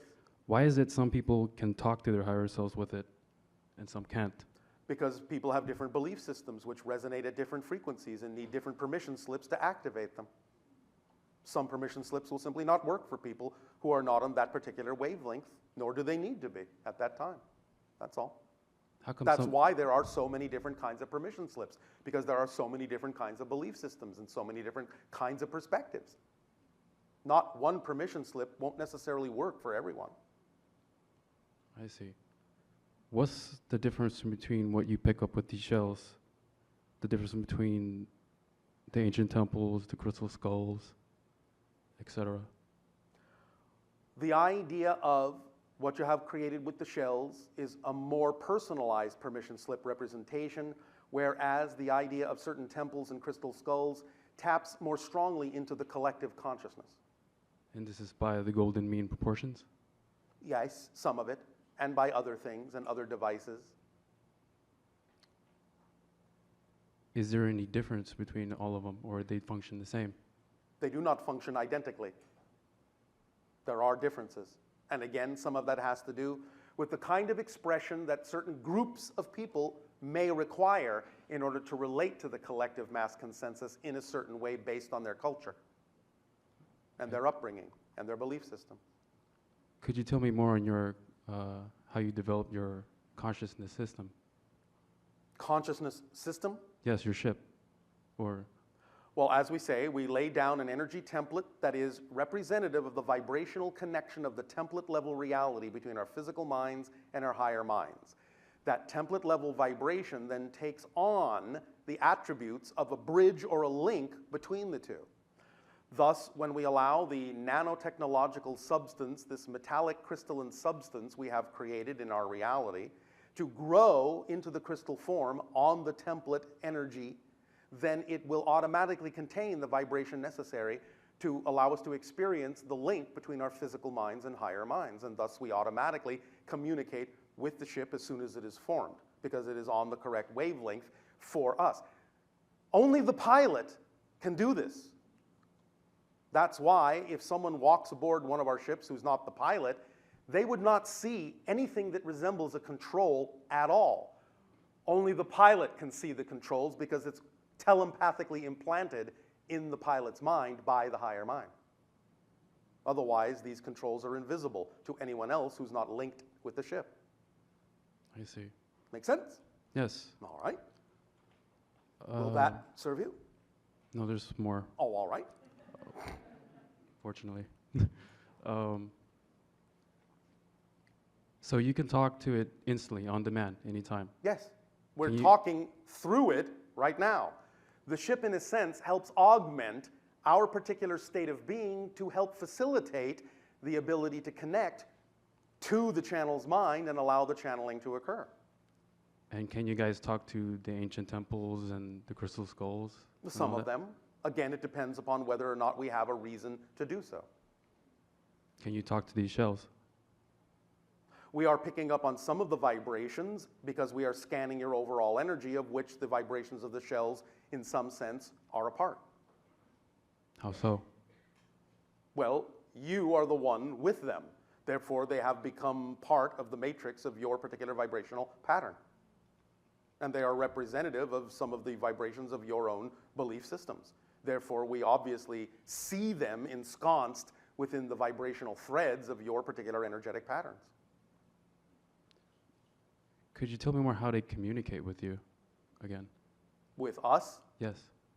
Again, our particular wavelength can easily be attained, meaning the collective consciousness of my world, not necessarily me specifically, but the collective consciousness can be attained by visualizing the idea of the pointing upward black equilateral triangle against the black background, separated from the black background by having a deep blue light leak out around the edges of the black triangle.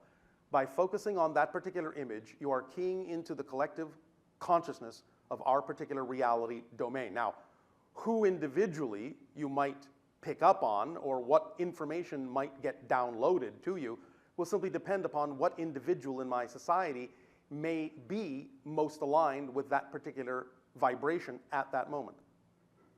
I see. Does this help? Yes. All right. One more question. Yes. If I can remember. How can this benefit mankind compared to all the other tools that we created so far? Anything is a benefit if it allows someone the opportunity to get in touch with more of themselves. And this will amplify it? It can for certain people. For others, it will not. Depending on their belief system. And what they may truly need at that moment. I see. And that's all there is to it. That's why we say anything you have to give is a gift. And if you have a gift to give, there will always be someone who needs to receive it, because there's no such thing as a one-sided coin. If you have the head, the tail must exist in your society. So if you have a gift to give, there must be somebody in the society willing to receive it. But that doesn't mean everyone will. But it doesn't matter, because the ones that really are key to that vibration will be the ones that are attracted to it and the ones that will get the benefit from it. And that's all that's important. All right? All right. Thank you. Thank you. Can I get one more question? Nope. I love Holding you to your word. Love you, Bashar. Our unconditional love to you as well. Nania. Yes, hello, Tadeo. Do we have a moment for a stone question? Yes. Okay. On the question of stones and communicating with them, taking into account the idea of Machu Picchu, yes, where I spent quite a bit of time. And one of the things that I've always loved to do is to, at night, staring at Huayna Picchu, yes, connecting in with that mountain, and the journey that it takes you on as you merge more and more with the energy of that particular mountain. Yes. And I was wondering if you could explain maybe mechanically what is happening when we connect with a large rock body like a mountain. I mean, I know I experience a lot of ancient knowledge. I experience connecting with parallel, simultaneous lives, anything that's relevant for my personality that I need to understand. But perhaps you could elaborate for everyone else on what is happening here when we do this, and how can we use this to connect more deeply with Earth? When you connect to mountains in that way, you are connecting to the ancient storytellers. Thus, you can receive the stories of Earth. You can be, because of the minerals in your body, keying in like a child to a parent, a mother, father mountain, who will sit you down on the foothills of their knees and tell you the stories of Earth. Does that help? Oh, it's so beautiful. I mean, that location in and of itself is so amazing because the rock energy is so powerful there. Yes, because it is nestled on the knees of several elders who are constantly telling stories for those who have ears to hear. And when you look at the stones themselves, they're cut so perfectly. Yes. Was this part of that ancient technology you were describing? Well, yes, to some degree, although in some cases some of the stones weren't cut that way, although they may have been originally cut to a certain shape, they were thus then pressed together by being softened, and thus they were allowed to harden. That's why they fit so closely. So vibration. Because at one time, vibrationally, they were turned into clay and then allowed to reharden as stone. So you're saying that basically by understanding these techniques of energetically connecting with the stones, they were able to actually soften the stones and then bring them into position so that there would be this... Now, they had an intermediary substance sometime, not all times, but sometimes they had an intermediary substance that was a particular kind of plant juice, the vibrations of which acted as the intermediary between the human and the stone beings. The plant, in that sense, acted as kind of a intermediary diplomat to translate the vibrations of the human to the vibrations of the plant to the vibrations of the stone. And thus the juice of the plants was set vibrating at a certain pitch by the energy of the humans and the sounds that they were making. And thus then that energy vibrating in the juice seeped into the stones and softened the actual structure of the stones to the degree necessary to press them next to each other long enough for them to take the shapes they needed to change into before turning back into the solidified form. That's so amazing. I noticed when I was there, like if I walked on the stones at night, it was as if my feet knew each stone personally. Oh, yeah. And also the sensation that there were hybrid children in that environment, and that there was a lot of this interdimensionally, obviously. And yes, it is actually quite a playground. That's what it felt like they were playing hide and go seek in the buildings. Well, they were playing hide and go seek in different dimensions. Yes. But the buildings were acting, in a sense, as a symbol of that. Yes. And there seem to be a lot of ships in that environment. Oh, yes. So what is the draw? What's that all about? The Machu Picchu location? I can't tell you yet. Oh. Let's just say it's one of those places. And one day, someday, in the near future, it will be much more of one of those places once again. Wow. But that's all we are allowed to say at this time. Well, that's pretty exciting. So it is exciting and it is pretty. It is approaching time for you to take a break and set up your holotope so that we may continue the transmission to lock in the vibration of the stone speakers. Take a short break. We will resume this transmission in a few moments of your time.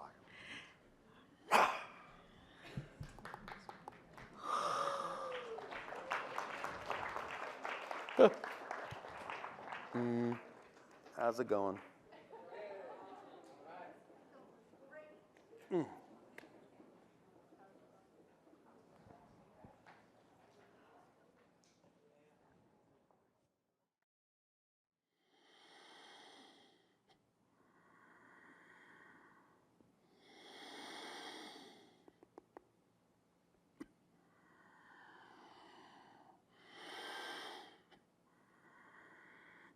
All right, I'll say, let us continue this transmission by crystallizing the information we have shared with you this day through this holotope meditation so that you can allow yourselves to infuse within your energy, within your neurological net, the vibrational frequency of the aspect of your being that aligns with the stone speakers of my world, your world, in ancient times, modern times, future times, all being present times on different frequency vibrations. So relax. Keep your eyes open and centered on the holotope. For this meditation, because it has circles and spirals within it, it shall be, for the moment, your Stonehenge. It shall be your Shadok, and thus form a link and a connection vibrationally and interdimensionally between your world and our world and all the stone speakers thereupon, both worlds. So relax, breathe easily, allow your lights and your music to begin.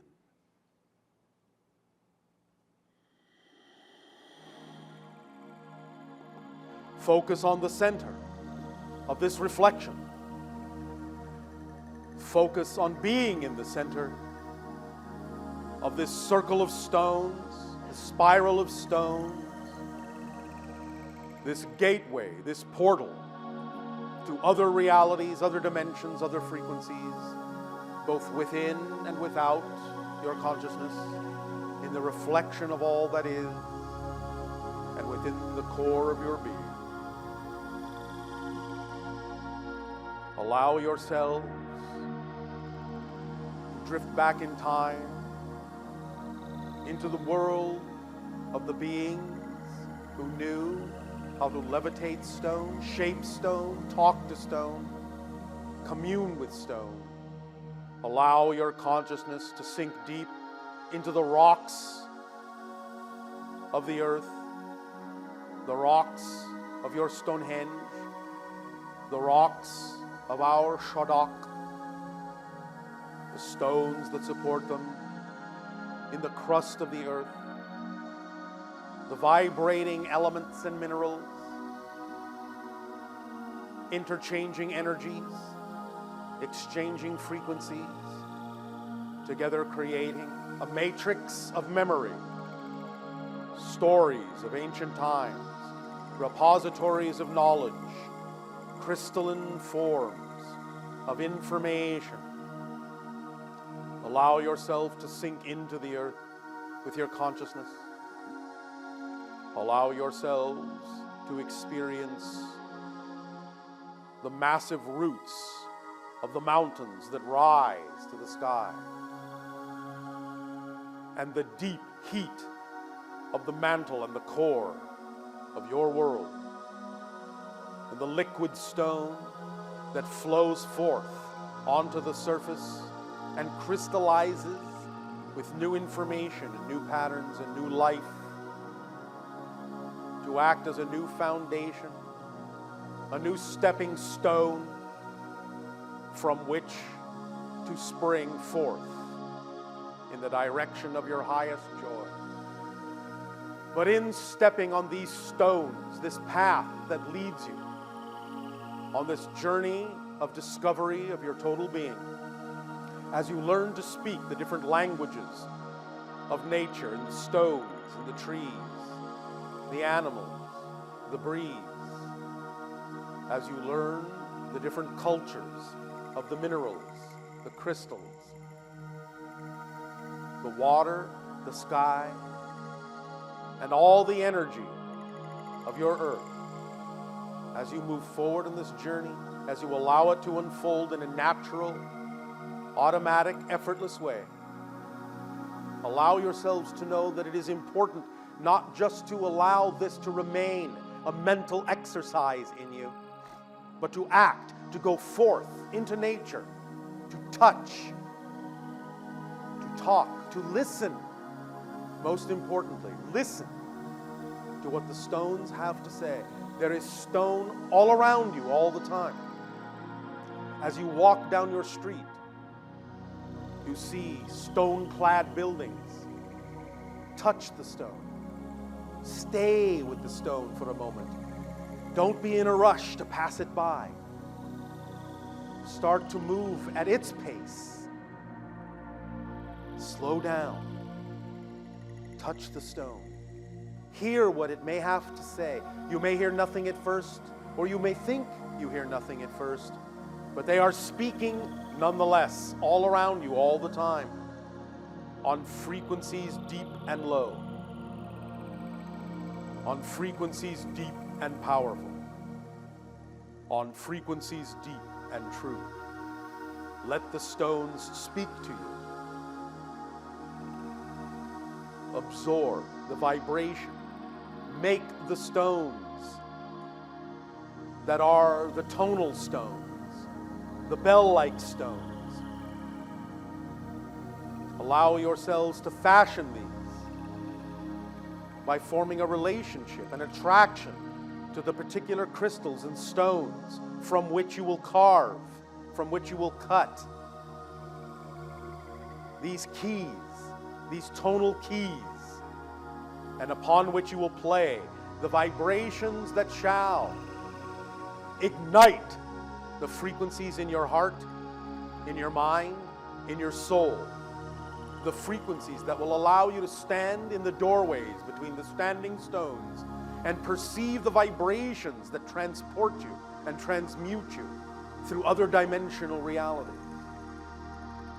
Allow this to sink in even as the stone sinks into the depths of the sea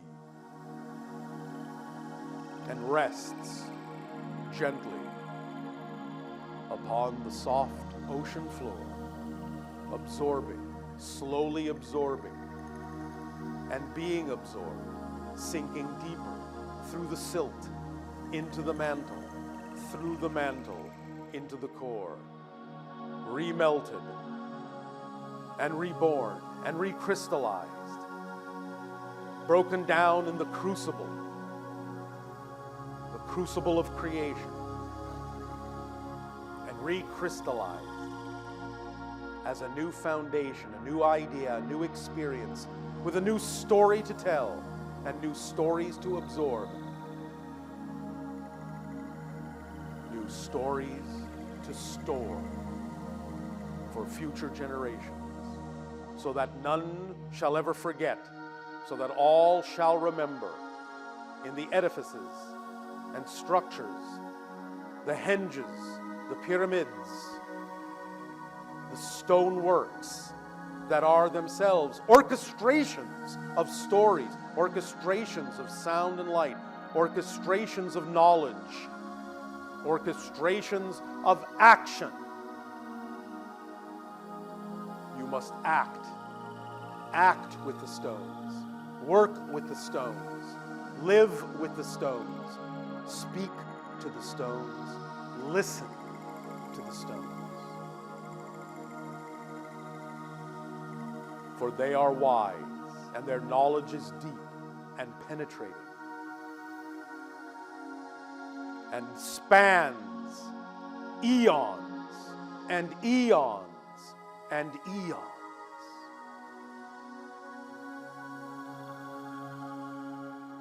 For they support you in your endeavors to stand on the surface of the world and to stare up at the stars, which also burn bright with all the minerals that give birth to the stones of your world and other worlds, and connect you through these portals, through these gateways, through the henge and the shadok, to other realms of stone and light,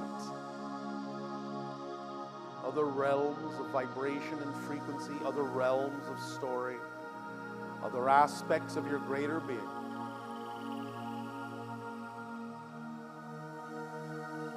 For whatever becomes chiseled in stone can remain for as long as you so choose, and yet can always sink back into the earth, be melted in the crucible of creation,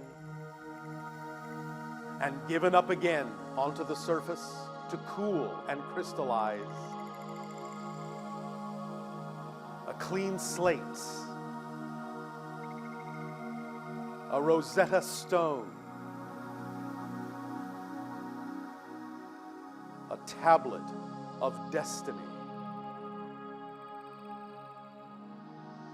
Write the stories that are your stories into the stone,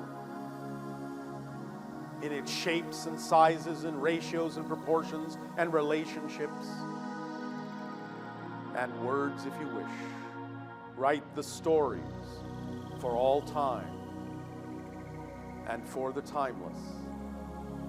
The stones shall forever be, and carry your stories with them to the ends of the universe, even as stories are carried by them through space to your world and other worlds, on the backs of the stones that span the stars, and reach out to touch other worlds with life and christen them, to christen and crystallize a new story of life, spreading life throughout creation. The stones are the carriers of light and life. Allow yourselves to breathe this vibration in and go forth in your world and act and work with the stones. Be with the stones. Share with the stones. In all the places where the stones rise to the majestic heights, and all the places where they sink to unimaginable depths.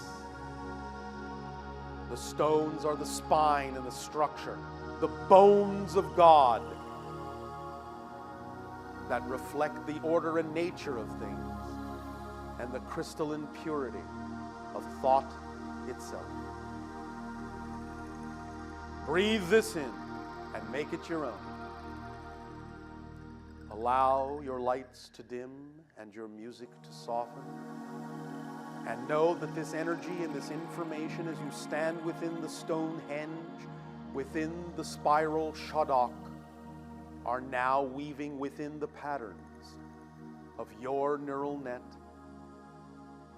and allowing you more and deeper insight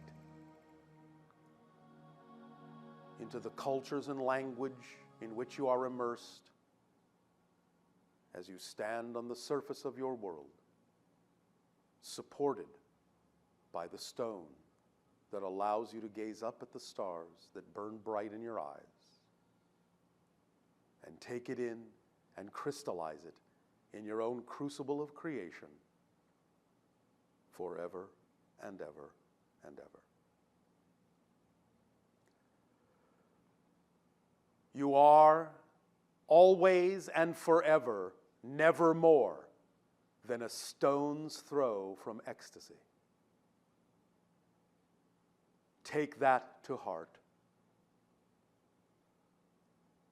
We extend to you our deepest appreciation and gratitude for the co-creation of this exchange. Our unconditional love to you all.